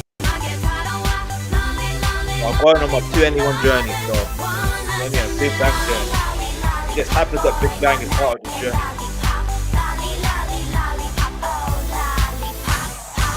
한순간의 느낌이 아냐 지금 두 눈을 감아도 넌 내 앞에 서 있는 걸 내가 바라던 그게 너야 그냥 이대로 너와 나 저 불빛 아래 Hey, this guy, when it comes to vocals, obviously every one of them can sing, but when it comes to vocals, it's this guy that says, you know what, let me just show off a bit. Let me just show you I can sing. Like I can sing. Not even sing, song. Like I can sing. Let's go. 내가 바라던 그게 너야 그냥 이대로 너와 나 저 불빛 아래 내게 속삭여줘 음악에 다가와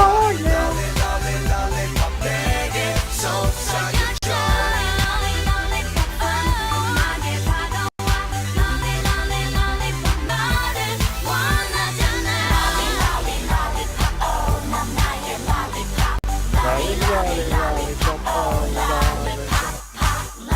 Lollipop oh 넌 나의 Lollipop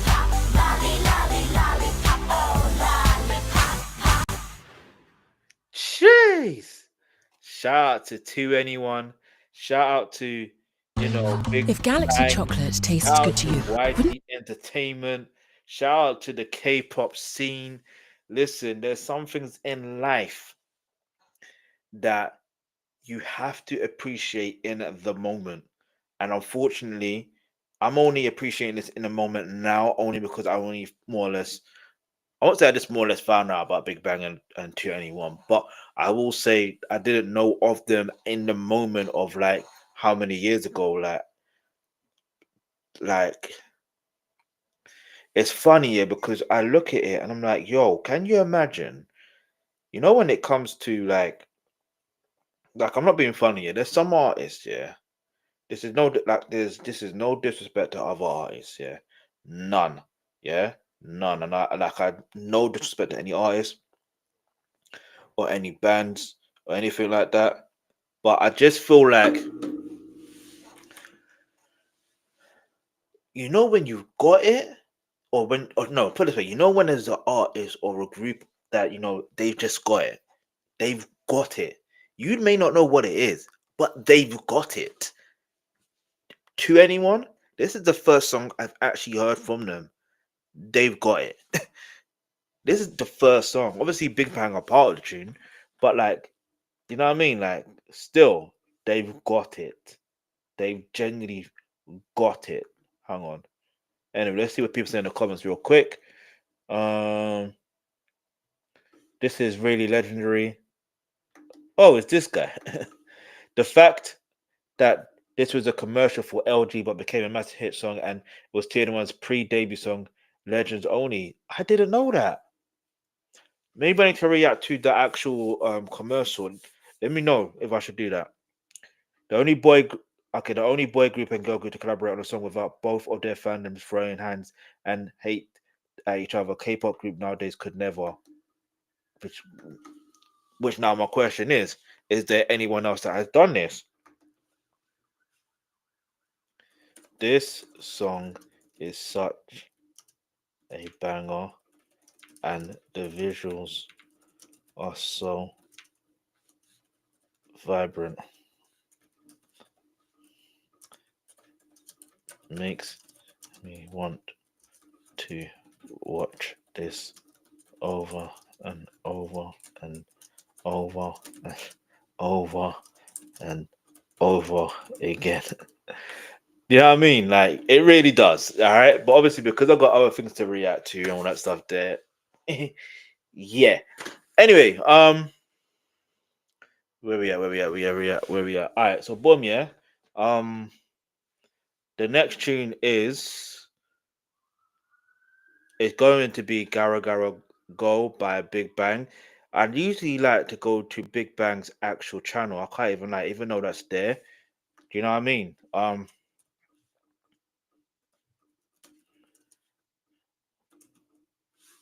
Get me? So, by the way, my name is Versatile, aka the Alkebulan Trust, name you can trust when it comes to all things reactions. For example, I'm going to react to Gara Gara Go by Big Bang. So, if you're a Big Bang fan, you might as well stay watching the stream because I'm going to react to this, then GD&TOP, and then we're gonna, you know what I mean? You know what I mean? It is what it is. So, yeah, this react to this. Yeah, I knew they had to have their own. It had to be on their channel as well. It had to be. So let's go. This is artlist.io. platform built to empower your business with high-quality creative assets. Yeah, I'm intrigued. Anyway. You know I gotta do it again, right? Yeah. Big bang. Alright, listen. You know what you gotta do it again, right? Hit the subscribe button. Let's go. I'm trying to make sure I am ahead of time now. Let's make sure.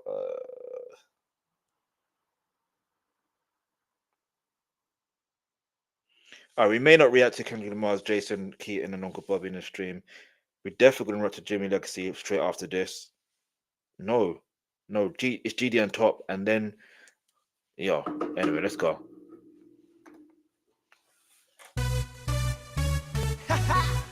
You know I gotta do it again, right? Oh! Bang!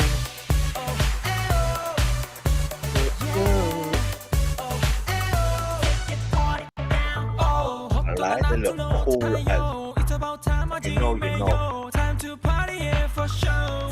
Get party down. Oh, the spin you go. Touch it, come on, let's go. That's the party time.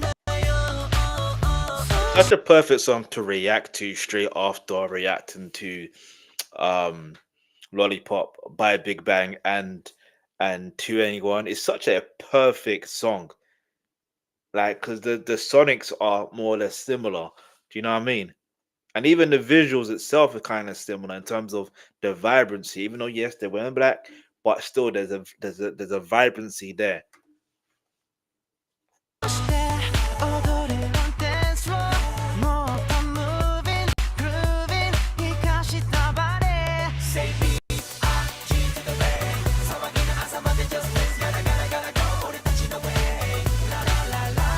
I low key, high key want that chair.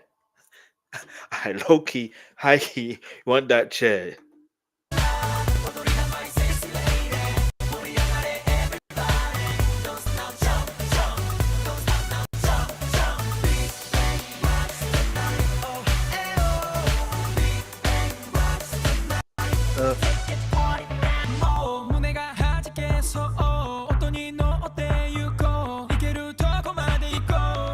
Sorry, what? That transition. Did you see that? They're wearing black, right? They're wearing black. Then the way it transitions them to them wearing different colors is this cold. It's like if you blink, you'll miss it. But the way they did it was so cold. Watch. Get the grab on. Watch.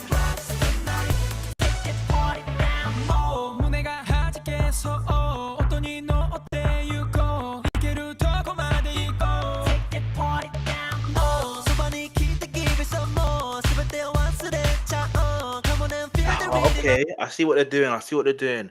You see what they're doing with their hands, the hand movements. It's like they're using that, or the editor is using that for transitions. It's cold. To even think of it's cold. And if you think about other K-pop music videos, you know what I mean? I haven't reacted to new ones as of late, but I will another day. But like, I just find it very intriguing to the fact that they really are the Big Bang of K-pop. Like, they genuinely are the Big Bang. Oh, if you know about the Big Bang Theory, you know, right? That's basically it. Anyway, so I'm just gonna. Okay, so I just read something real quick. Anyway, let's go.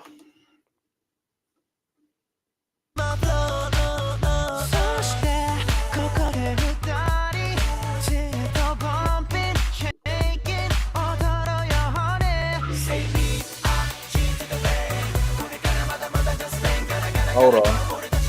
We are G today. What's it? No. We're gonna build it up. Hold on.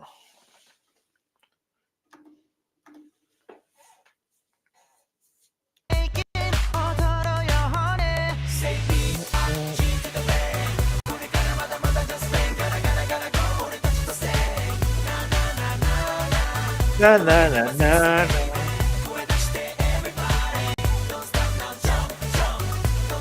Let's jump. Oh.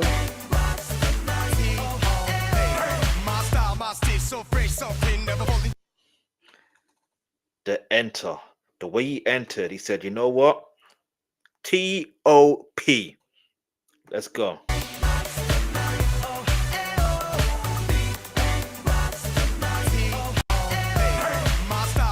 So fresh, so clean, never falling, just kick it, jump in, see her get low, one fuck for show, she gon' make it go pop, pop, pop, so let's go, yo. We gon' let it all out tonight, girl. See the name, up and nice, girl. Everybody knows we up, they down, so let me see you shake, shake that around. Sound, feel the beat pump to the speakers. Man, made the hop of the picture. GD is me in the flesh. This is why the next song after this that I'm going to react to is GD&TOP. This is why. All right. This is why. Do you know what's funny? Let me see my actual list. I want to see if I actually had it in that order.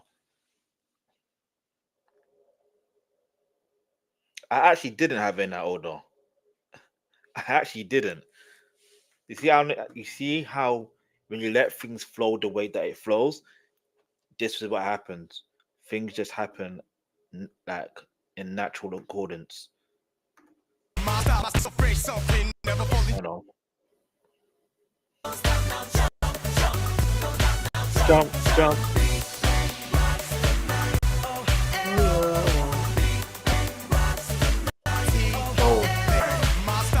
So fresh, so clean, never falling, just kick it, jump in, see her get low, one fuck for show, she gon' make it go pop, pop, pop, so let's go, yo. We gon' let it all out tonight, girl. See the name, up and nice, girl. Everybody knows we up, they down, so let me see you shake, shake that around. Sound, feel the beat pump to the speakers. Man, made the hop of the picture. GD is me in the flesh. Top to bottom, so freshly dressed. I'm here. Top to bottom, so freshly dressed. What are we saying? What are we saying? Give me a second, y'all. Give me a second.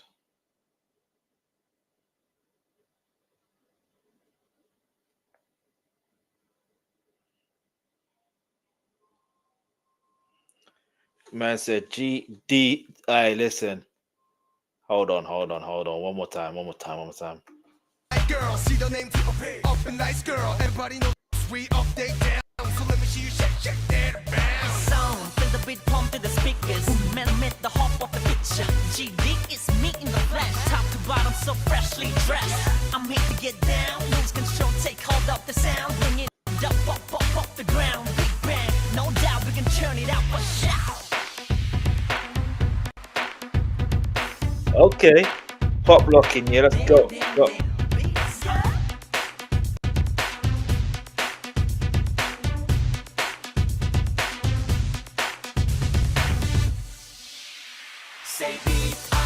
You know what's funny? You see this part here, yeah? Hold on. Because they're dancing in a particular... hold on.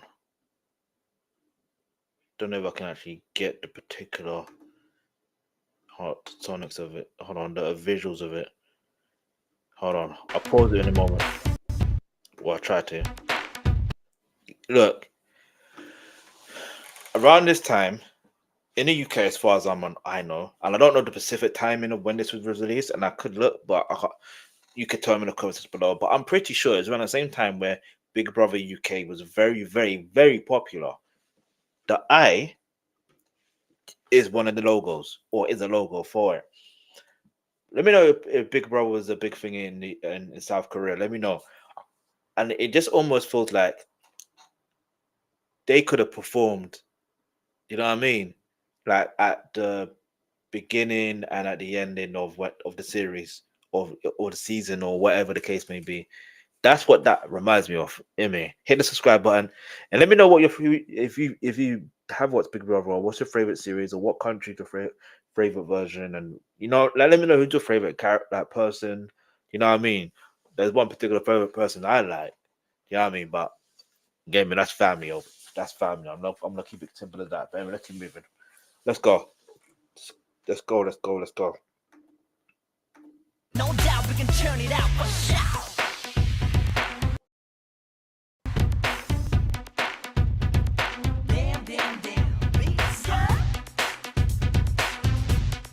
Cheers.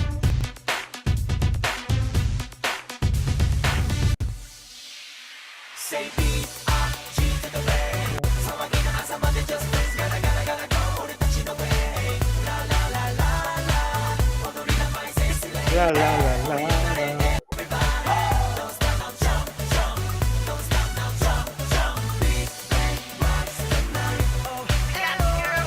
Hey, yo.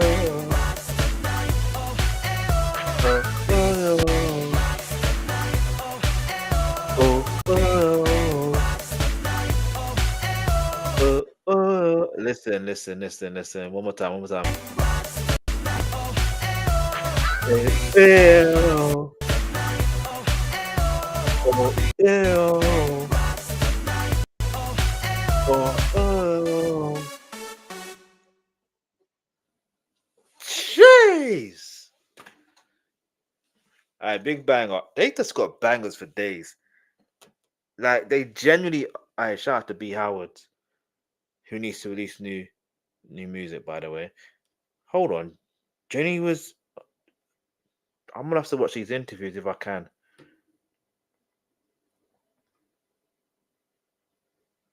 Anyway, let me know what your thoughts are on this tune. Leave your answer in the comment section below. Let's go, let's go, let's go. Let's try and go through these comments real quick as well.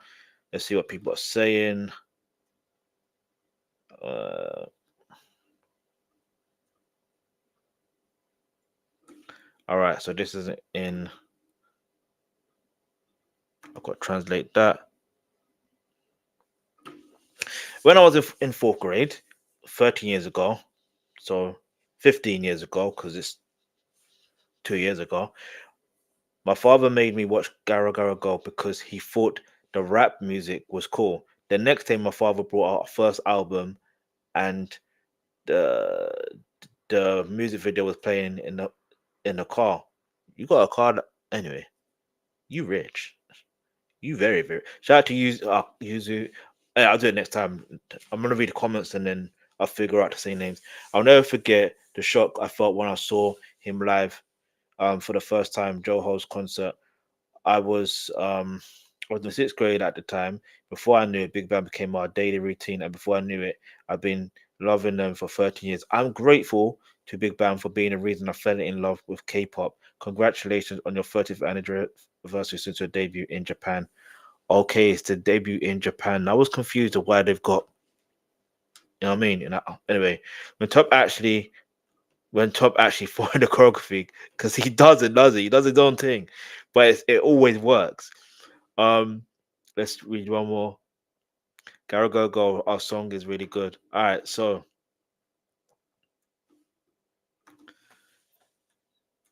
Big Bang seriously have a lot of bangers, and the best thing about this is knowing that they put their true creative minds to work to make this work. Do you know what I mean? That's as simple as I'm gonna get it.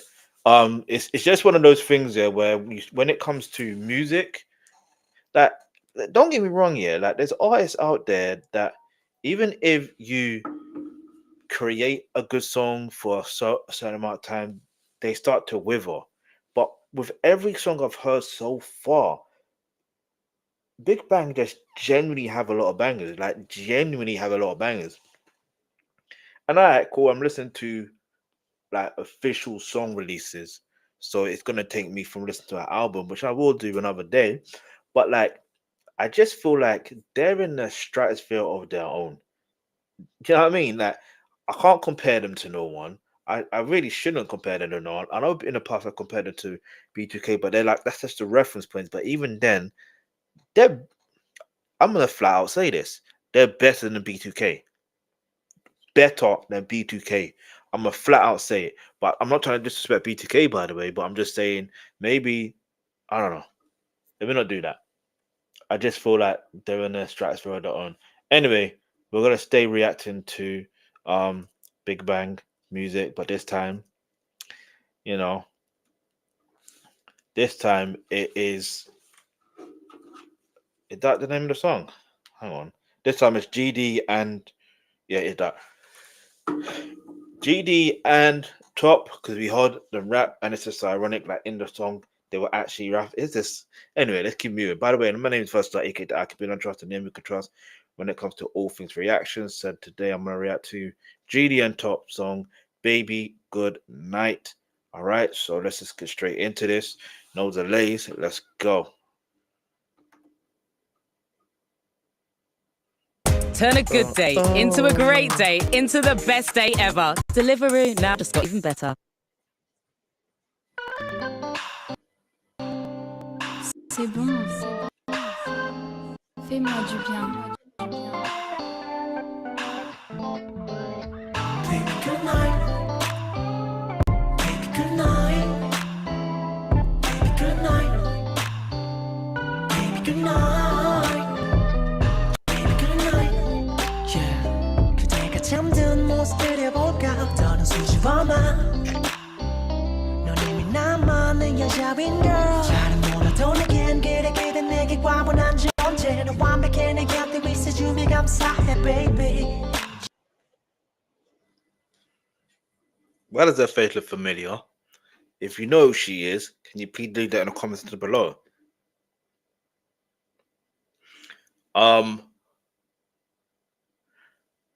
Yeah, I didn't expect it to be this. Do you know what it is? You know when you hear them sing, you hear them rap side by side, and I'm talking about in that Big Bang song. I guess I wasn't ready for this subtle vibes. You know what I mean? It's R&B vibes, but they have R&B roots as well. So either way, hit the subscribe button, by the way. I always love you, girl. 한 줄기 빛이 흐르네 어두운 발코니 틈 사이 완벽한 실루엣 평온해지는 이 밤의 향기가 코코넛 향 오일 같다 마치 너에게 처음 고백했었던 날 혹시 기억하니 나는 네 귓가에 이리 와 가까이 넌 너무 근사해 주근깨를 가진 새빨간 딸기 난 그 위를 감싸버린 whipping cream이 되어 You know how much I love you, beautiful girl. 내게는 나의 그림처럼 그 동길님 잡에 멈춰버린 채. And that's a cherry. Alright, leave your answers in the comments below in terms of the list of food you see in this video. Because so far I've seen a strawberry, I've seen pomegranate, I'm pretty sure I saw a cherry, and I believe there was another fruit as well. Ironically, all of them color red. But anyway. 바짝 마른 입술로 한 걸음 더 내게로 살포시 속삭여줘 시의 불빛들이 춤을 춰 날 상의가 물고 Baby good night Baby good night Baby good night Baby good night Hey, listen. I just feel like singing that song. Listen. Listen, baby, good night. Baby, good night. Listen, I can't sing, but still, yeah. Baby good night Baby good night Baby good night Baby good night Don't wanna say goodbye I don't wanna say goodbye Baby good night Don't wanna say goodbye I don't wanna say goodbye 어둠이 찾아오면 그 예쁜 눈을 감고 잠이 든 저 침대 맡에 앉아 난 네 머리카락을 넘기고 그대 Is that a real snake? Hey, yo. Is that a real snake? That can't be a real snake. Hit the subscribe button, by the way. Let's go. 얼굴을 마주 보면서 내 사랑을 전하고 싶어 이대로 시간이 멈춰버렸으면 해 그토록 당신은 아름답게 난 모든 게 익숙할 것 같아 너의 귀여운 질문 그저 아름답다 사랑 위대한 힘은 서로 입술이 붉어진 우리 눈을 마주치고 그래 좀 더 깊숙이 Whoa, my beautiful girl 그대 내 가슴에 계속 불어붙여 사회한 mint 같은 힌트 내게 정답을 가르쳐줘 sweet girl You were my beautiful girl 그대 내 가슴에 계속 불어붙여 사회한 mint I need GD and Top to release more tunes together. Like, I know that GD are gonna just come back on a solo tip. You know what I mean? On a solo thing. And I know Top is out there. I think he's. What is Top doing these days? Leave us. No, I'm pretty sure doing some acting. He's in Squid Games too, right? Alright, cool. mint 가짜린 상쾌한 mint hint 정답은 바로 너 Baby, good night. Baby, good night. Good night. Baby, good night. Good night. Good night. Don't wanna say goodbye I don't wanna say goodbye Good night. Don't wanna say goodbye I don't wanna say goodbye Good night. Baby, good night. Because I know that he's acting, yeah. He couldn't stop laughing. They must have been correctly joking. Tes yeux fermés, ton odeur, ta voix me rend plus profonde comme le rouge de ton vin préféré. Je me sens d'être actrice dans un film. Tout est fabuleux avec toi. Almost forgot to check something. I'm gonna check it now. Baby, good night. Baby, good night. Baby, good night. Jeez. Baby, good. Wait a minute now. Gene Joe exposes Earth Goddy for being fake, being a bad. Wait a minute. Wait a minute now. Wait a minute now. Not yet. We gonna react to that, but not yet. Hold on. Baby, good night. Baby, good night. Hey, listen, that tune's catchy still. Like, that tune's catchy. Even though, let me know what your thoughts are on the song is. Let me know what your favorite GD and Top song is together. Like, you know what I mean? Let me know what your thoughts are.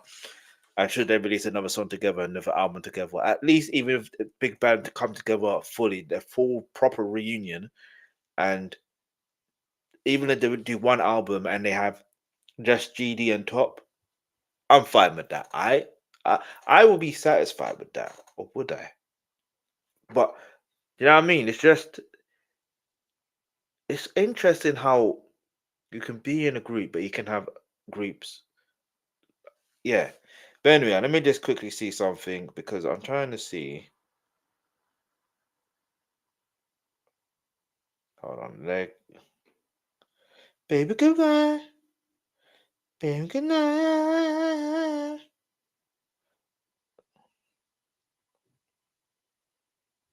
Hold on. Hold on. Give me a second, y'all. I'm trying to prepare for the next video I'm going to react to as well at the same time. Anyway, let's just read the comments real quick as well. Sorry, my bad. Let's do that at the same time. All right. Bruh, just let Top make a comeback. You're running out of... Okay. You're running out of charismatic rapper. He's E for real. I mean, he's not... I do agree you need to come back. That's facts. Someone put, with Squid Games 2 premiering soon, a whole new generation is about to discover who Top is, and I'm jealous of the rabbit hole they get down. And it's funny, I'd only discovered that he was in Squid Games 2 because of someone else, but it's so ironic that I'm going down the rabbit hole of actually going through the journey of Big Bang's journey and then realizing with the whole Big Bang journey, do you know what I mean? Like, anyway. Like, it's just one of those things, isn't it? Like, but anyway. Baby, good night. Baby, good night. Give me a second.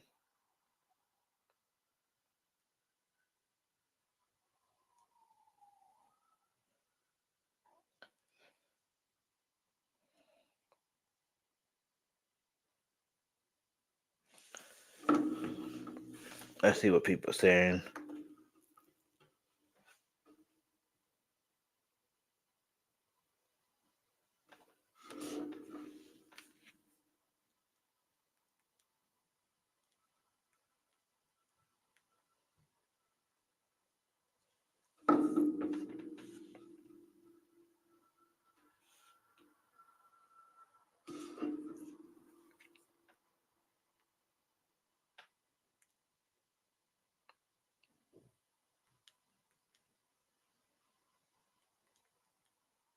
All right, sorry, my bad. It's a song from 14 years ago. When compared to other idols' music videos that come out the same era, such as style of music videos and hair songs, such as the answer comes out. The answer comes out. Damn, it's just another level. At the very least, even if that music video comes out in the winter 2024, the overall atmosphere is not old-fashioned. How can they make something like this? It's just amazing. That's interesting. It speaks to that. It speaks to their artistry as well, and it makes sense. It makes sense because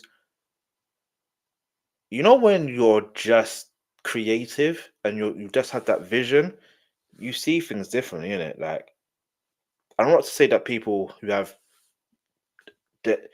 their songs that look dated, they're not creative. I guess I don't know. What do you even put it down to? It's a genuine good question. If you answer the comment section below, let me know what your thoughts are because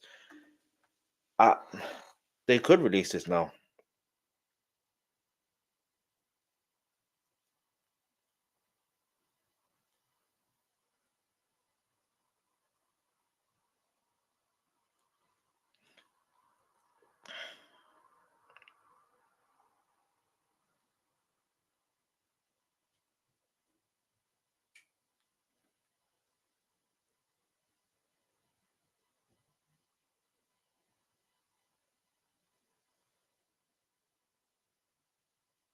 You know, I was trying to figure out something, but I might not even react to it still now.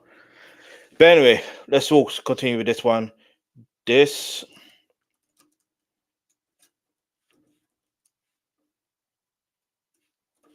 it would be great if GD and Top released more music together because even if it is one more song on a Big Bang reunion album.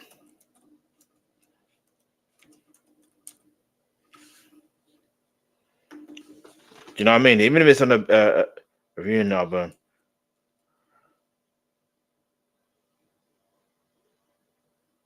Well, damn, Suge Knight. You ain't gotta do him that bad.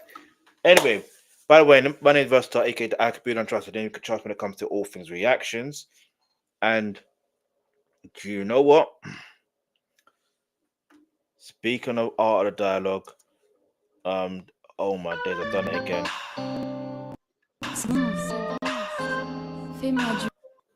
Anyway, as much as I like to hear that again, we have to keep it moving. No, before we do that, no. The most important thing right now, because I could either there's so much things to do. All right.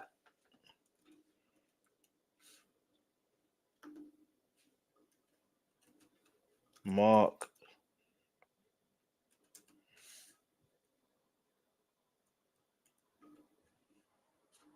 No. Let's put Raising Canaan. So listen, if you're raising, by the way, my name is Versatile, aka the Alkebulan Trust Reacts. You can trust when it comes to all things reactions. Like now I'm gonna react to the they've done it like this.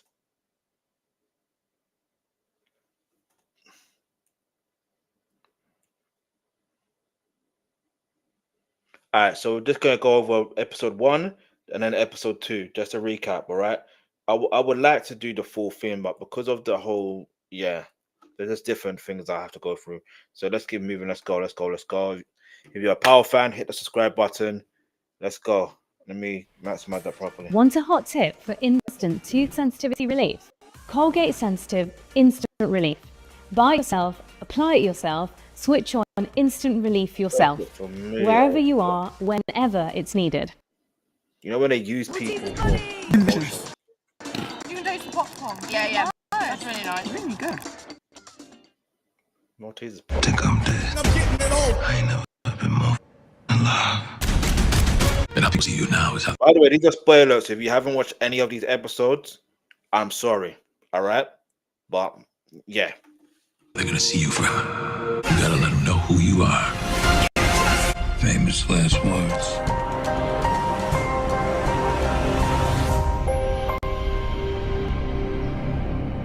What's up, YouTube? It's your boy Mark Dark, and I'm back with another video. If you're new, if you love power, go ahead and hit that subscribe button, like the video, and leave your theories, comments, everything down below. Now tonight, we're going to be talking about Power Book 3 Raising Kanan, Season 4, Episode 1. This is my quick thoughts, early impressions. So down below, I want you guys to let me know, how did this episode make you feel? Do you believe they did a good job at explaining everything when it comes to Unique's character? Nope. We know he went through a lot, and we didn't really know everything that he was going through, but in this episode, they explained what really went on after Ronnie beat that boy down. And man, it was a crazy episode, but it was good to see like the backstory of what's really going on from different characters, and of course to Unique's recovery. And man, I'm gonna tell you right now, early Tyler, that dude, he's one of the main reasons why Unique is probably, you know, thinking about some of the things that he's thinking as far as people, you know, teaming up, going against him. And we know all those things are false. I mean, dude is all in his head telling him, you know, Ronnie probably got some help. Ain't no way he did the whole thing with you solo. So you got to think, in Unique's head, he's probably like, man, so I probably was set up. Ronnie probably did have help. And then when early Tyler goes out there and gets information about what's going on the streets, he tells, you know, Unique that Rock is pretty much taking over all your stuff, which we already knew. You know what I'm saying? I talked about this over a year ago. I told you guys that Unique probably going to be upset learning that Rock took over all his spots and that Kanan and Ronnie was working together. So they pretty much showed us all that from his perspective and how he was feeling. But we know. And I'm not being funny, yeah. That you see, when it comes down to that whole situation, it's like, what did he expect? Do you know what I mean? What do you expect? And if people expect, and obviously, look, if he is seen and perceived in a certain way, I'm trying to be careful with the words I'm saying here, right? But like, if he is perceived in a certain way, obviously they're going to move in a certain way. They're going to move as if, because that's what they are known. But like, with what happened to him in the previous season, we know he's not right in the head. Even before that, he wasn't right in the head. But this time, he is definitely not right in the head. But we move. Oh, they didn't set him up. No, I'm saying that's completely false. So Unique is out there looking for revenge. I mean, a lot of the different things that we saw in these promos and these trailers with Unique pretty much plotting and planning, especially with the whole thing on Lulu. I did see some of you guys, you know, talk about how y'all thought Unique was going to take out Lulu. But in those promos, what they were showing was before Unique actually found Ronnie laid out. So this was all back before everything really popped off. So, you know, your boy Lulu is good or whatever. We know he was struggling with that bottle. I mean, we got. I reckon Lulu's going to be good for this season. And then I think, excuse me, I think Lulu's going to be good for this season. And then the following season, like in season 5, get me, probably halfway through. No, episode 8 usually. Yeah, I'll just say that. That's what I think. Because it's too. Then again, in the Power Universe, you never know. We got to see him once again. We got to see Detective Howard return. Your boy Ronnie kicking it with Juliana. So we got to see a lot of different things. We also saw the return of Jessica's character. Oh, yeah. I've been telling you guys for over a year, I thought she was going to come back because I knew the actor, she was, you know, posting up on her IG about her being in the studio or whatever. So I'm like, man, it's a chance that Nah, but do you know what though? Do you know what? It's a good prediction that he made, but 2-Bit be posting things in regards to power. But did we even see him in the season finale for Power Book 2 Ghost? No. So you just never know. That she may end up coming back. I just did not know, the reasoning why she would come back. But once again, we know she was trying to, help out Lulu, figure out what he's going through or whatever. And she has some meetings as far as the label and all that stuff. So she's doing quite well, but she still has feelings for Lulu. Now, my quick thoughts, early impressions on your girl Rock. We found out that she was knocked up by your boy Unique. She ended up telling Jukebox about it. And we know she really did have a lot of feelings for him. I know a lot of the fans was kind of confused as far as if Jukebox and Rock were talking about Symphony or somebody else. Well, it wasn't him. It was Unique that they was talking about in that car. And man, I believe I get why they would think it would be Symphony, but if you think about that, let's think about it, yeah. Let's put things into proper context, yeah. If you thought it was Symphony, then it makes sense to a degree. But in terms of them talking in the car, what interactions did Jukebox have with Symphony? Like, think about it. She didn't really have no interactions with Symphony. Does she have interaction with Unique? Not really, but at the same time, it's like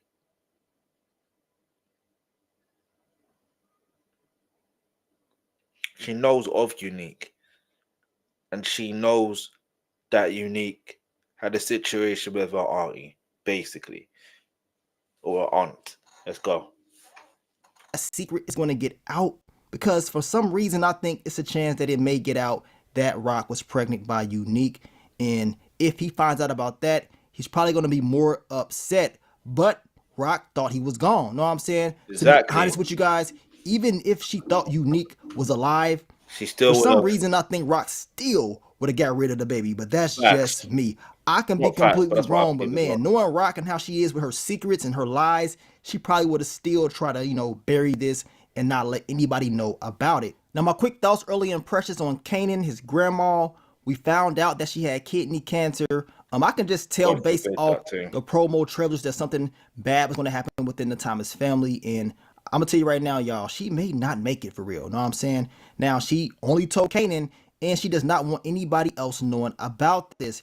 Kanan, in this episode, he was learning a lot about his family, Grandpa Elijah, getting all types of intel about his grandpa from Uncle Lulu, Uncle Marvin, and of course his grandmother. But he didn't really want to get Rock's perspective about anything, right? And that's because he does not have the best relationship with his mom, because she continues to lie to him, and he's just sick and tired of it all. I did like the scene that we saw between Detective Howard and Kanan. Once again, they're showing us that he was trying to fix things with his son. Even though he's not the best father and things did not go as planned, he still had the whole motive of trying to just fix things and do better. Sad thing is, he still got dropped off, which we're going to see Kanan's reaction, and this is why he feels like he feels, because of Rock taking him out. Episode 2 is going to be the episode where we see a lot of the different things start to develop, but this episode was more of the backstory of what was going on, different perspectives, things we did not know about. We know Jukebox, she did get some information from Nicole's pops about the whole military thing, and which I found interesting. And I think this speaks to anyone in general, right? If you want to be part of something and you know someone that is part of that, and especially if they've been involved in what you want to partake in and they're of an older generation, go seek their advice. You know what I mean? What was it like? This is what she's doing. And I just find it interesting how, despite Nicole's situation, it's like, do you know what I mean? Like, she's still in contact with Nicole's father. That's and I just like how Nicole's father is towards Jukebox. It's like he obviously misses his daughter, that's natural, right? But it's like he gets to, I'm not saying that Jukebox is his daughter, because obviously that's not the case. It's more of,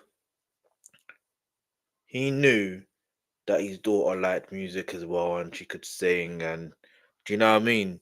Like, so the fact that Jukebox and Nicole were close, it kind of makes sense to why he's still there. Because some people are like, oh, why is he still there? But you know what I mean? He has a purpose. You know what I mean? Let's go.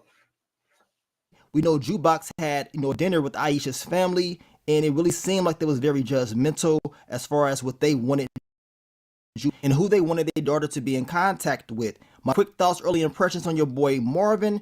I'm going to tell you right now, just like I told you guys before, the whole thing with Stefano, I do not see it playing out. We know he caught up with Stefano's son-in-law and beat him down for what he's been doing to Stefano's daughter or whatever. But for some reason, I think that whole thing is going to end in a bad way. You can just tell, know what I'm saying? Just based off Marvin's past, you already know something bad is going to happen within the whole storyline. But overall, this was a solid episode, a good build-up episode, a good backstory, different perspectives, and basically giving us a reason why Unique is feeling the way that he is feeling. I know a lot of fans are not happy. What lies beyond under skies I've never seen. When I lose my Happy as far as why Unique. I've never seen a Disney character grow up. That's the first. Hey, yo. Anyway. He's doing what he's doing, but you got to think, if you already got these thoughts in your head, you've been bashed in the head for one, and then somebody's telling you that you've been set up or whatever, and then you hear about it, you know that Rock is running things, your old operations, you learning that, your brother Ronnie, who almost took you out, is working with Kanan.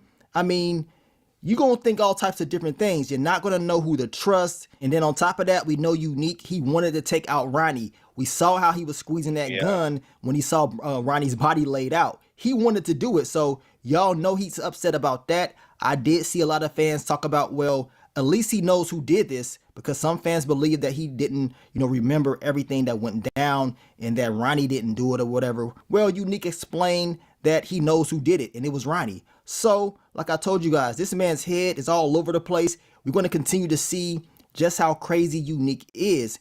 And Early Tyler, he better watch himself. You know what I'm saying? Because I think he's on borrowed time. He is going to realize real soon that Unique is very dangerous. But then again, it just may be a little bit too late. You know what I'm saying? Because Unique is about to turn up. He will seek revenge on the Thomas family. He is lurking. But we know eventually they're going to find out that he is alive. We know this from this season trailer that they showed at the end of the episode. But you guys, y'all let me know, what do you feel about episode 1? You already know I'm going to drop the full recap for you guys later on in the day with more detail. This is just my quick thoughts, early impressions, going over some of the things that I felt was very important. But more content is coming real soon. But I want to thank you guys once again for all the love, all the support, and I'll catch y'all on the next one. But let me get up on out of here, man. It's your boy Mark Dark. I'm out. Peace. Peace. But yeah, man.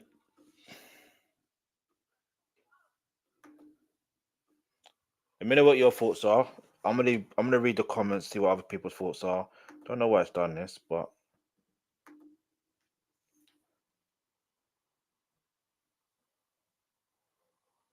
why is it? Hang on.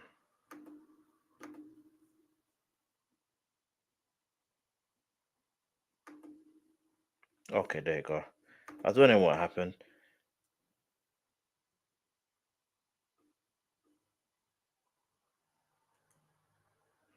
All right, so they stepped up their production quality 10 times a season. The acting alone proves this is the best spin-off in the Power universe. That's what they said about Power Book Power Book 2. I've got to react to this as well. Anyway, I'm talking about this situation. I'm guessing Rock and Kanan were crying on the teasers. It's going to be about Kanan's grandma. God forbid that thing. I don't even know, like that comment. I can't even lie. The writing is a proof that this is the best Power spin-off. That was a powerful scene. Rock and Kanan telling them she will always love him.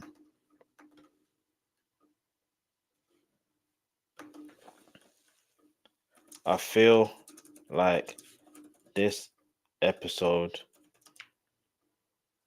is a setup for Power moves that Unique will be making that makes him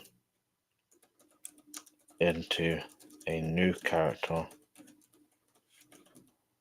Do you know what I mean?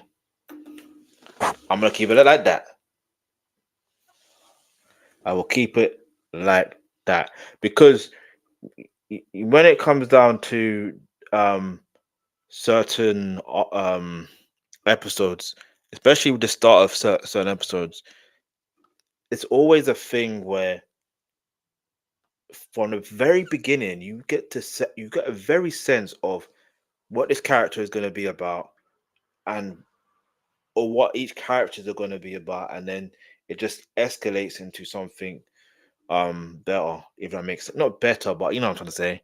Like you start to understand, and this is why, for example, why I'm gravitated towards certain episodes, or do you know what I mean, or certain seasons in the episode, because you start to realize, okay, this character's doing this, but why is he doing that?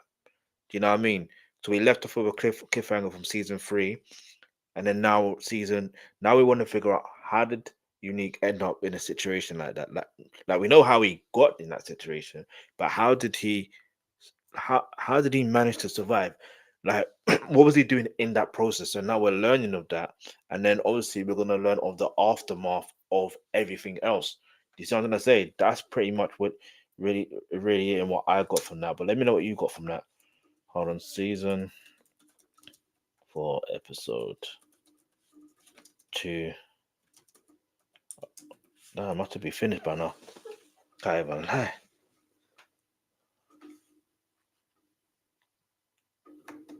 No. It's not that.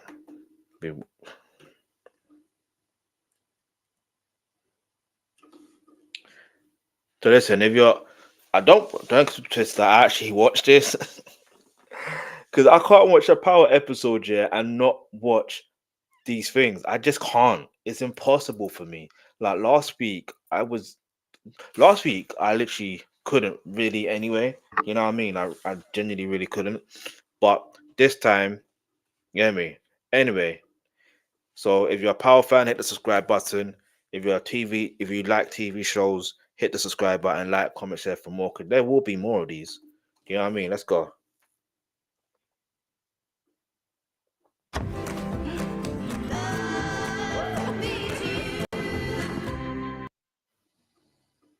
Nobody taxing our shit.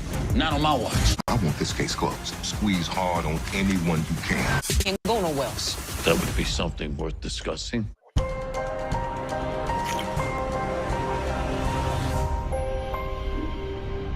No, the dog situation is gonna be another day.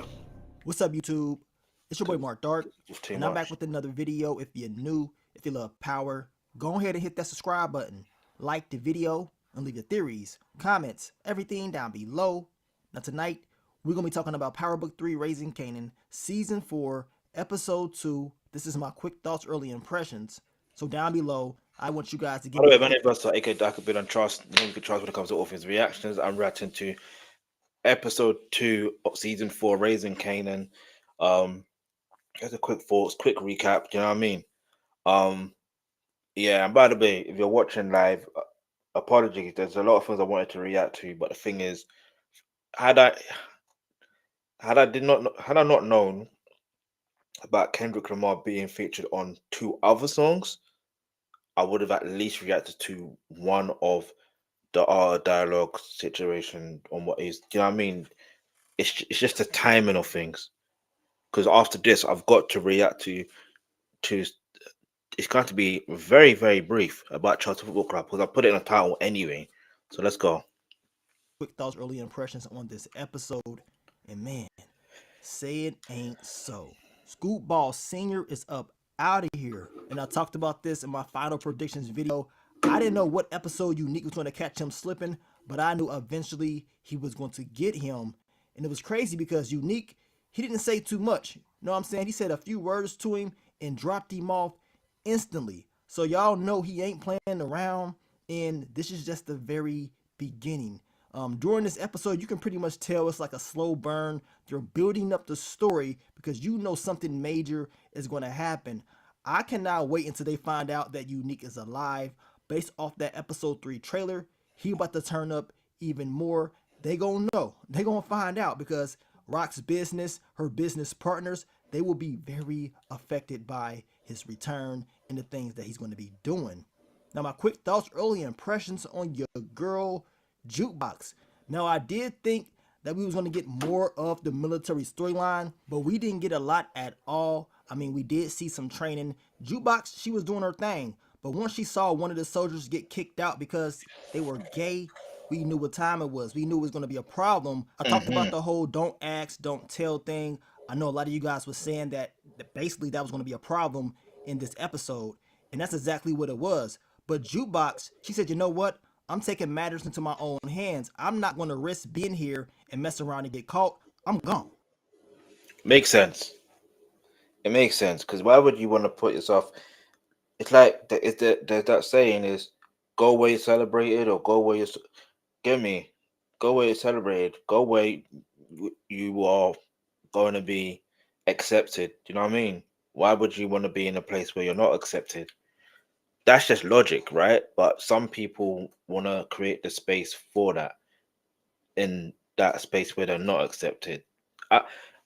I mean, there's two ways to look at it, right? There's a way of like, okay, you could be like a leader in that particular sense and whatever. Do you know what I mean? You may go through what you go through in terms of like, there's a lot of things that you're gonna unfortunately go through, but then it's like it's a double-edged sword.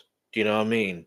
Because even if you don't go through those other painful situations, you know what I mean? It may not. Sometimes what you may think is not what is not actually that. You know what I'm saying? But given the era that this was in, I'm intrigued to know, because it's like I'm not really intrigued to know, to be honest. But like this is set in a particular era, so you know a lot of things were taboo and still are sort of taboo. So Jukebox, she got the hell up out of there. She went to Atlanta, and we know she met up with Aisha. Down below, I want you guys to let me know what you think about Aisha. Of course, we know the last time that we saw her last season, she was upset that Jukebox was leaving. She really wanted to be with her. She wanted things to work out. But once she was at college, things changed real quick. And Aisha wants to focus on herself. But will things end up being good for Aisha? I got a feeling things may not end well for her. Now, down below, I want you guys to let me know. Was Aisha smoking last season? I can't really remember, but in this episode, they zoomed in on her, smoking or whatever. We know she's going to be stressed out. I can't remember. Yeah, she was smoking. Yeah, she was. And it really seems like Jukebox's love life is always something bad happening, something negative. Hopefully, she gets a break. We're going to find out this season for sure. Now, let's talk about your boy, Uncle Marvin. My quick thoughts, early impressions on him. I told you guys, he's pretty much a hitman for Stefano. I mean, the whole conversation reminded me of Grand Theft Auto, plain and simple. I mean, on some Lester assassination missions type stuff. But the thing is, Stefano did not want Marvin to take this guy out, and Marvin decided that that's exactly what he was going to do. The dude. I mean, I'll be honest. It's survival, isn't it? I'm not saying it's right. I'm not saying it's wrong. I'm not saying it's survival. If in the context of the actual show, it's like he was like the person he took out. He was literally reaching out for his particular. Know what I mean? And the thing is, like in that situation, it's better. You know what I mean? Like what would you do in that situation? If you're given the tasks to do, and then, you know what I mean? Like, I'm sure it wasn't the intention, but it just happened to be that. But yeah, I do feel like all of these, like, given what Mark Dart mentioned in the previous quick thoughts for episode 1 of season 4 of Raising Kanan, that makes more sense to why, yeah, all of that is going to catch up with him. And not even in the terms of the eyes of the law either. You know what I mean? It's going to catch up with him, which going to turn Jukebox into the monster that she became as an adult that we saw in the original Power. Marvin took it too far. That's my prediction. We already know what time it is. Marvin is doing entirely too much, and at the end of the day, I got a feeling Rock is going to end up saving him. We know in this episode, Rock found out from her lawyer that the feds are definitely watching Stefano. Way too late. And of course, they know that Marvin and her, they're having communications with him. So if something goes down, if Stefano ends up getting caught up, it can be over. But they're also trying to offer her a deal just in case something happens, a get out of jail free card. Do y'all think Rock is going to end up snitching on Stefano when it's all said and done? Rock snitching. I don't know. Now, my quick thoughts, early impressions on your boy Lulu. As I told you guys in my final predictions video, I thought he was going to have a great episode, and that's exactly what ended up happening. He ended up taking a job offer from Low Street Records. Things are looking real good for him, right? And of course, he was able to get B-Rilla out of prison, and B-Rilla, he was performing in this episode, and he got a good crowd response. So I want you guys to let me know. Do y'all think something's going to go up with this whole B-Rilla character? 100%. Something's going to happen. Something's going to happen. I don't know what's going to happen, but something's going to happen. Because he's fresh out of jail, right? And whereas he's fresh out of jail, like, we have to put things into another context, yeah? Like, Uncle Lulu, or like, he had to take this guy out of jail or help him get out of jail, so he done that. But now it's thing of he wants to make music, but he knows he's also from the streets, and so is this other guy, Playboi Carti. I don't even know what, B-Rilla or whatever. And I think maybe this should be his lane, even though he writes other songs for other people. But like, this should be his lane, acting as well. You know what I mean? Let's go. Not do what they said he did as far as getting locked up. But in due time, we're going to find out if B-Rilla is a solid character, or is he somebody that's out there trying to do some dirty work, and that's somebody that Lulu's going to have to watch. Now, my quick thoughts, early impressions on your girl Rock in this episode. We know she has some issues with snaps and pops, her and Kanan. And of course, we also know she has some issues with Quan. Your boy Quan talking about he's taking up the price 20%, and that pissed her off. So now she wants to go out and pretty much be Quan. She wants to take his job basically and be the supplier. Y'all know that's going to cause issues, but it's looking like Rock is willing to take Quan off the board if she has to. Now, my quick thoughts, early impressions on your boy Kanan and Crystal in this episode. And we finally got the answer.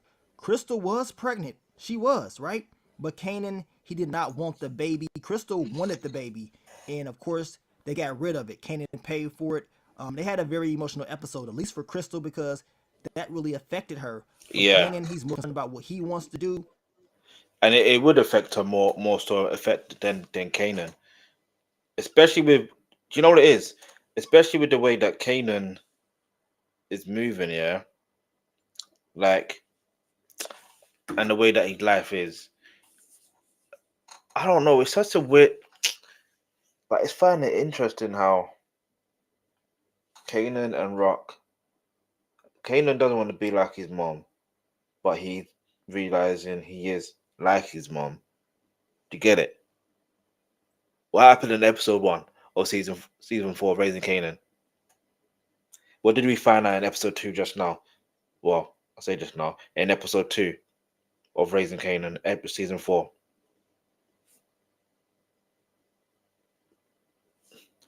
I mean, whether you agree with those type of notions or whatever the case may be, that's neither here or there, yeah? But I just find it interesting how their lives are parallel, and I think the writers are gonna make us see how parallel Kanan and Rock's lives are. Because I remember there was a scene where Kanan, with that snaps and pop situation, like afterwards, I remember Rock was like telling Kanan, I've saved you so many times without even you being aware by making certain moves. Like, I've been saving you. And Kanan didn't want to hear it, but I do low key think that's true, because he I mean, he's technically a rookie, isn't it? You know what I mean? He's a rookie. But let's keep it moving, because I've been too much on this.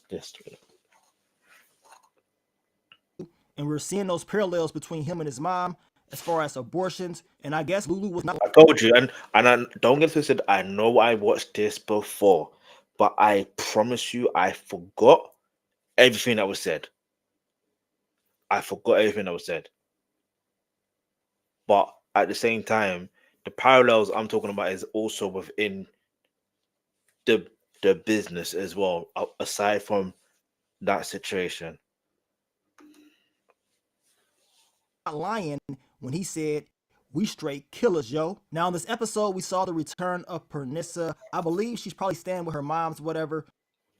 Unique was very upset when he went back home and she was not there. And what do you want He to kept do? his eyes on her, found her, and now he's just sitting back watching her like Ronnie, like Joe off You, waiting for his time to return. I'm gonna tell you right now, Pernissa is gonna be shocked when she finds out that Unique is alive. Now, my quick thoughts, early impressions on your boy Famous.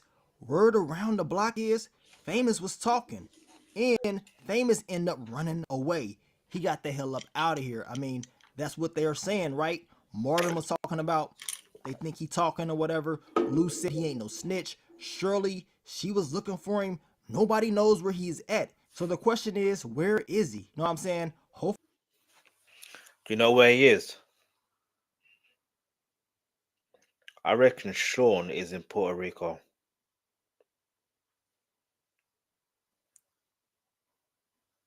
I reckon he's in Puerto Rico. Man's hiding out in Puerto Rico. But he will make a quick comeback. Don't get it twisted. But I still feel like he will end up in jail or something.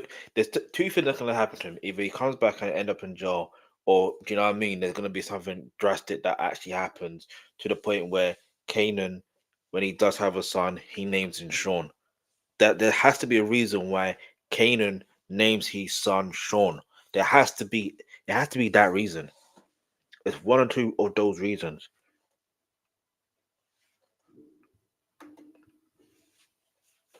Hopefully we get that answer soon enough. I told you guys it may be a chance that something bad happens to Famous' character, and Freddy's crew. They're pretty much going to be looking for him because of what happened to Freddy. And y'all know Kanan is going to be very upset if anything happens to his best friend. Now, also in the episode, we know Grandma's condition is getting worse, and it's hard for her because she doesn't know how she's going to face her kids. You know what I'm saying? She's dealing with dying, and she's dealing with facing her own children. So that's going to be very difficult for her. But Kanan, he does not want to keep this secret. Exactly. It's killing him inside, and he wants the family to know what, you know, their mom is going through. And regardless of her relationship with her kids, I'm pretty sure they're going to be very sad to know that their moms, you know what I'm saying, does not have much time left.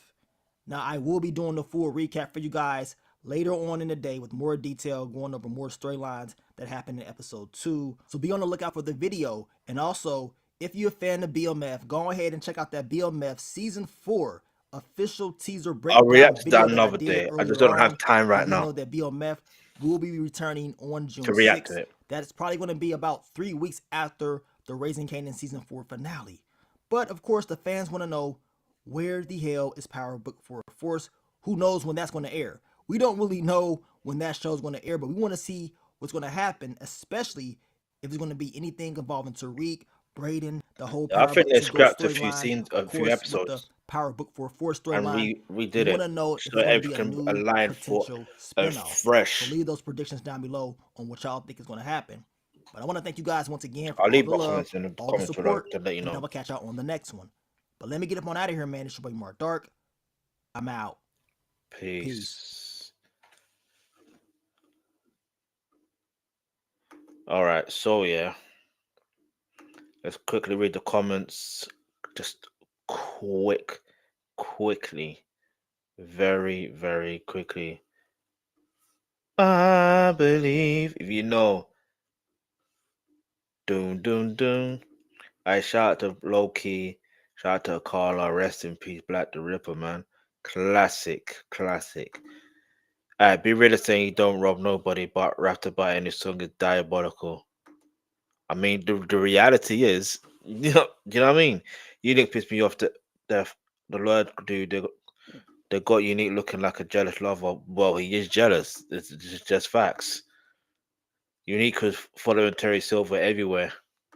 I knew someone else was gonna clock that he looked like Terry Silver.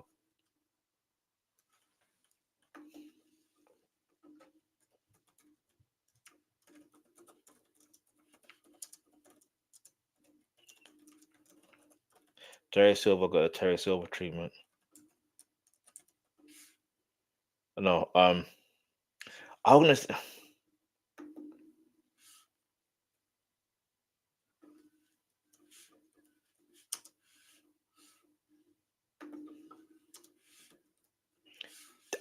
And the reason I'm putting it like that is because Terry Silver 1.0 is the. Because remember, this is like a prequel. The Power series is the Power original series is a. You know what I mean? Where was I? So Terry Silver.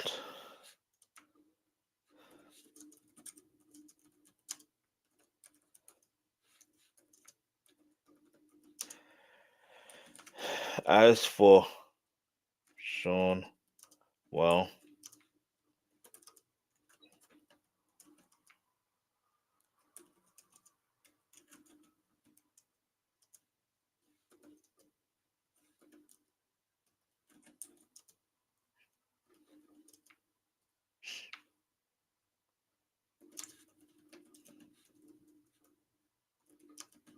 I feel whatever happens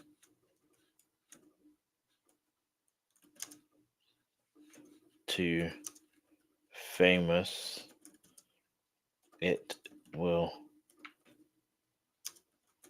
trigger Kanan to name his son Sean. Whatever happens. As for Power Book,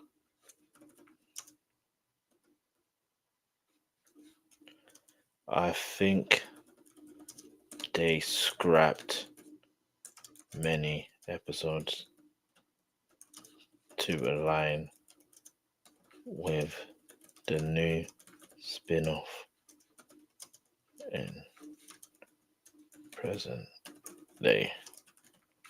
That's what I think, because it's the same thing with this with Power Book.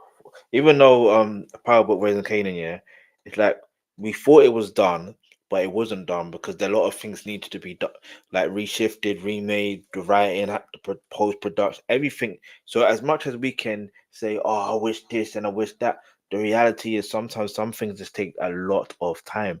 All right. All right. So yeah, I can't believe I just put X, but normally I'll go to another channel, yeah. But it would have been on their channel though. Doesn't even matter. By the way, my name is Versatile, aka the Alkebulan Trust, the name you can trust when it comes to all things reactions. Based on a true story, Will Smith has just announced he's releasing a new album. I'm looking forward to this. Or is this a movie? I don't. What's going on? We'll react to that another day. But anyway, by the way, my name is Versatile, aka the Alkebulan Trust, the name you can trust when it comes to all things reaction. Like right now, I'm gonna react to Chelsea celebrating 120 years of existence. And basically, as a Chelsea fan, I need you to do this. Get me, their birthday was on the 10th of March. Yeah, they were born in 1905. Get me, if you know, you know. So I'm just going to do a quick reaction. Then we're going to do a proper, full-on reaction another day. All right? Chelsea 120. Get me, 120 years. But then, yeah.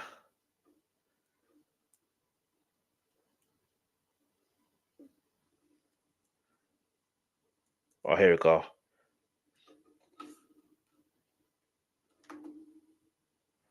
All right, so hopefully you can hear this. If you can't, I apologize. In fact, you know what?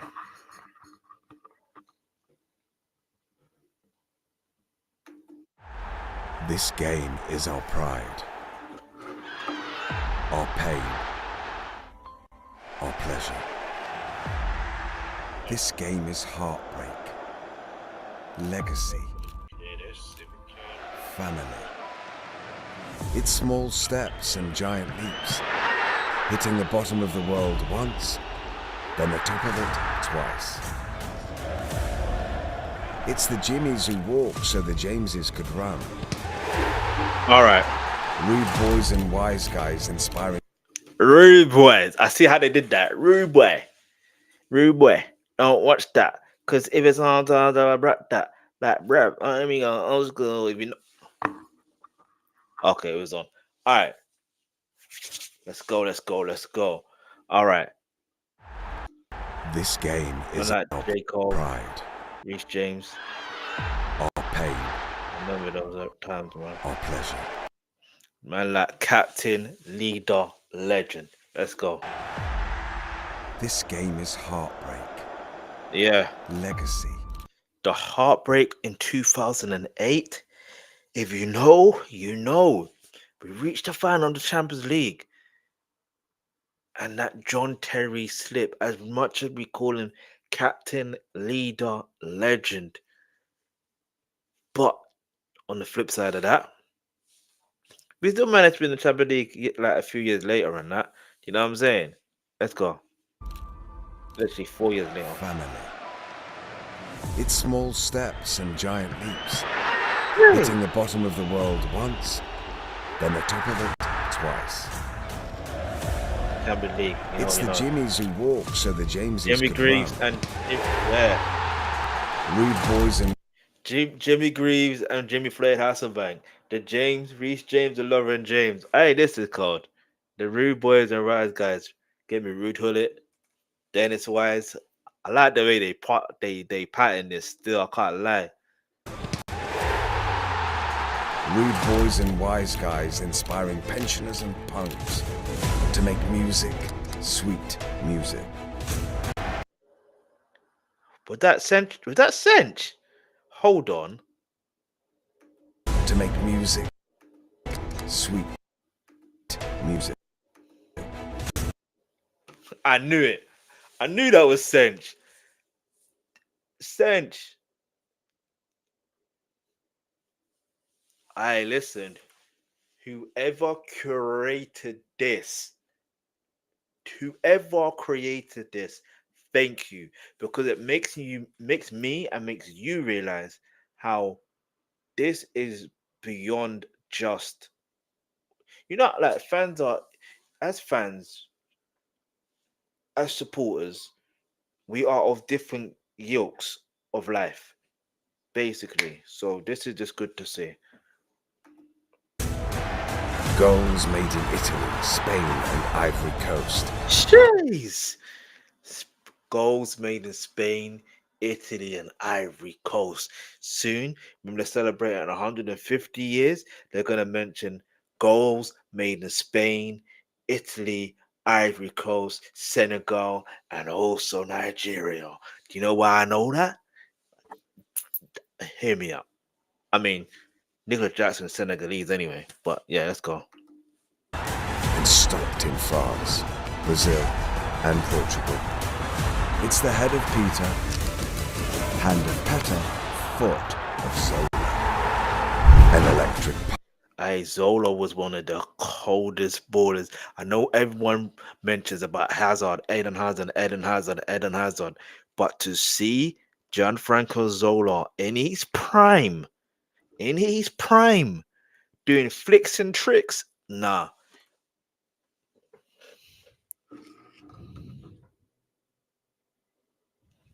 But doing flicks and tricks, Anyway, let's go. pulse, charging down the King's Road with ice in its veins, shoveling coal onto the fire. And you know what's funny? Joe Cole, Ashley Cole, Cole Palmer. Oh, almost forgot. Carlton Cole. Whoever wrote this is a poet. They got bars. Of solar, an electric pulse, charging down the King's Road with ice in its veins, shoveling coal onto the fire. A siren shade that's not afraid to be the first. It's a special bond. See, Paul Canaville. Man like Paul Canaville. Look, oh my days. I knew they had to mention him somehow, some way. Hold on, let me... Paul Canaville. Man like Canners. And yeah, when I said happy birthday to him, because his birthday a few days ago as well, he actually liked my post. Get me? I think he retweeted it or whatever. I can't even remember. When I saw that, that made me realize, yes, this is why I support Chelsea. Get me? What do you mean the first black player for Chelsea? Technically, he's not really the first, but in terms of actually playing, you know what I mean? He is actually the first. But anyway, let's keep moving. To be the first. It's a special bond, doing special things for a special one. Cool. Special one. Listen, the special one, because we know who the special one is. That's Jose Mourinho. You hear me? And I'm glad they're giving Emma Hazer props as well. Siren shade that's not afraid to be the first. It's a special bond, doing special things for a special one. Call Emma. It's Saturdays in the Shed, Tuesday at the San Siro, and the second home in Wembley. Second home in Wembley. You see it there? Second home in Wembley.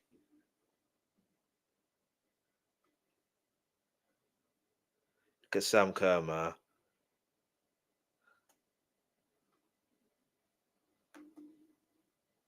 $50 years of the mighty Shed.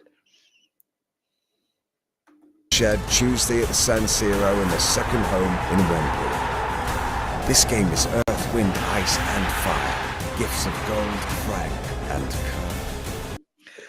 Listen. This person's got bars. Or whoever wrote this has bars. Like, literally, they've got bars. They've got bars. If anyone needs a ghostwriter, let it be this person who wrote this. Because what? Like, and obviously, yeah, we're looking at the visuals, but it's the auditory that I'm hearing too that obviously match what we're seeing, but at the same time, everything they're mentioning is representation of everything that's happened in 150 years as far. 150 years, sorry, my bad. 120 years as far. Do you see what I'm going to say? In the second home in Wembley. This game is earth, wind, ice, and fire. Gifts of gold, frank, and curve. Watching new trees pulled up in the Garden of Eden. This game.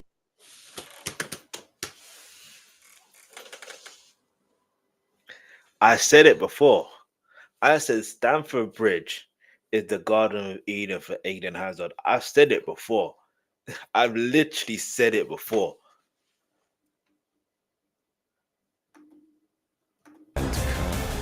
Watching new trees pulled up in the Garden of Eden. This game is history set in silver, engraved in glass, scripted in common. 100. Did you hear that? And as much as we have new owners, how long can we say new owners when it's been three years? But like, as much as we have these owners, I'm gonna have to start paying them more respect. Because sometimes hindsight is 2020. Sometimes in the moment we're like, but obviously, yeah, I know we need a striker, but they need to be more serious. Right, cool, whatever. Forget all that. Let's focus on this right now. The fact that they were able to mention Cobham. And despite them, because of the whole no Bath situation, it's still kind of, it hurts. It still hurts. But it feels like with this particular situation, you have to respect the way that they've gone about curating this. Because even if you look at the current squad of players, yeah, Reece James, Cobham, and he's our club captain. Trevor Chalobah, okay, they were gonna sell him, and they still might, but made in Cobham. They now want to get Mark Gouy again. Mark Gouy, sorry. They want to get him again, but he was made in Cobham. I say made, but like he's from Cobham too. And let's say, for argument's sake, we want to get the Miles Skelly and Wenwarian. They're made in Cobham too. But no, all jokes aside, it's like, in all seriousness, there's a lot of great footballers, or footballers that didn't get a chance to stamp their first team moment, and even if they did, some of them have moved on, like Ruben Loftus-Cheek, Cobham. You know what I mean? Like Tammy Abraham, Cobham. We need a striker. I wouldn't mind having Tammy Abraham back at Chelsea. You know what I mean? With his experience. You know what I mean? Like, and I was saying Dominic Solanke at one point. I'm like, nah, we don't really need him. Now I'm thinking the way he bangs and goes, I'm like, you know what? Maybe we could have got him back. Because he's a good... Anyway, let's keep moving. This game is history set in silver, engraved in glass, scripted in cobble. Scripted. 120 years of revolution, dressed in royal blue. It's fearless, carefree, wherever you may be. This game is changing the game. Again and again. And I like how they ended with Didier Drogba, the king, because the next day is actually his birthday, by the way. You know what I mean? Oh man, that was great to watch, man. That was very, very great to watch. It was wholesome as well, like very, very wholesome. Let's read the comments real quick. Hold on. Years. Initially struggling, the club found success. Chelsea Football Club was founded in 1905, Fulham, London, by businessman Gus Mears. Initially struggling, the club found success after World War II, winning their first league title in 1955. The 1960s and 70s brought cup victories, but financial woes followed. Chelsea was revitalized in the 1990s and 2000s, but the golden era began in 2003 when Roman Abramovich bought the club, injecting funds that led to multiple Premier League titles, FA Cups, League Cups, 2 Champions League, 2 Europa League, 1 UEFA Super Cup, and 1 Club World Cup. The women team and the academy are among the best in the world. Despite ownership changes in 2022, Chelsea remains a global football powerhouse, known for its blue kit and passionate Stamford Bridge faithful. Chelsea Football Club was founded in 1905 in Fulham. I'm gonna read a couple more comments and then I love this club. Shout out to Elvis Tunde. Is there any founder or Chelsea first supporters who's still alive? Great years of success. That's a good question. So I'm not gonna raise a generation of supporters for you, my dear Blues. We bleed different. We bleed blue. Admin post all Chelsea trophies in one picture. I think there's actually more. I genuinely think there's actually more, but the way they set that up was cold. Imagine the narration in Peter Drury's voice. Yeah, I know, but it was not one single shot of Roman. I didn't even notice, to be honest. But was there a single shot of Ken Bates? No. From what I didn't see a shot of Ken Bates, nor Miz. So what we talking? It's time for Chelsea CFC to be the real and intentional about the new and bigger stadium. Fans and pitch owners have to understand that it's not only way forward for club left behind. We may have to accept leaving Stamford Bridge into a location 5 to 10 miles. No. They need to have a talk with the council, and they need to find a way to make that area bigger.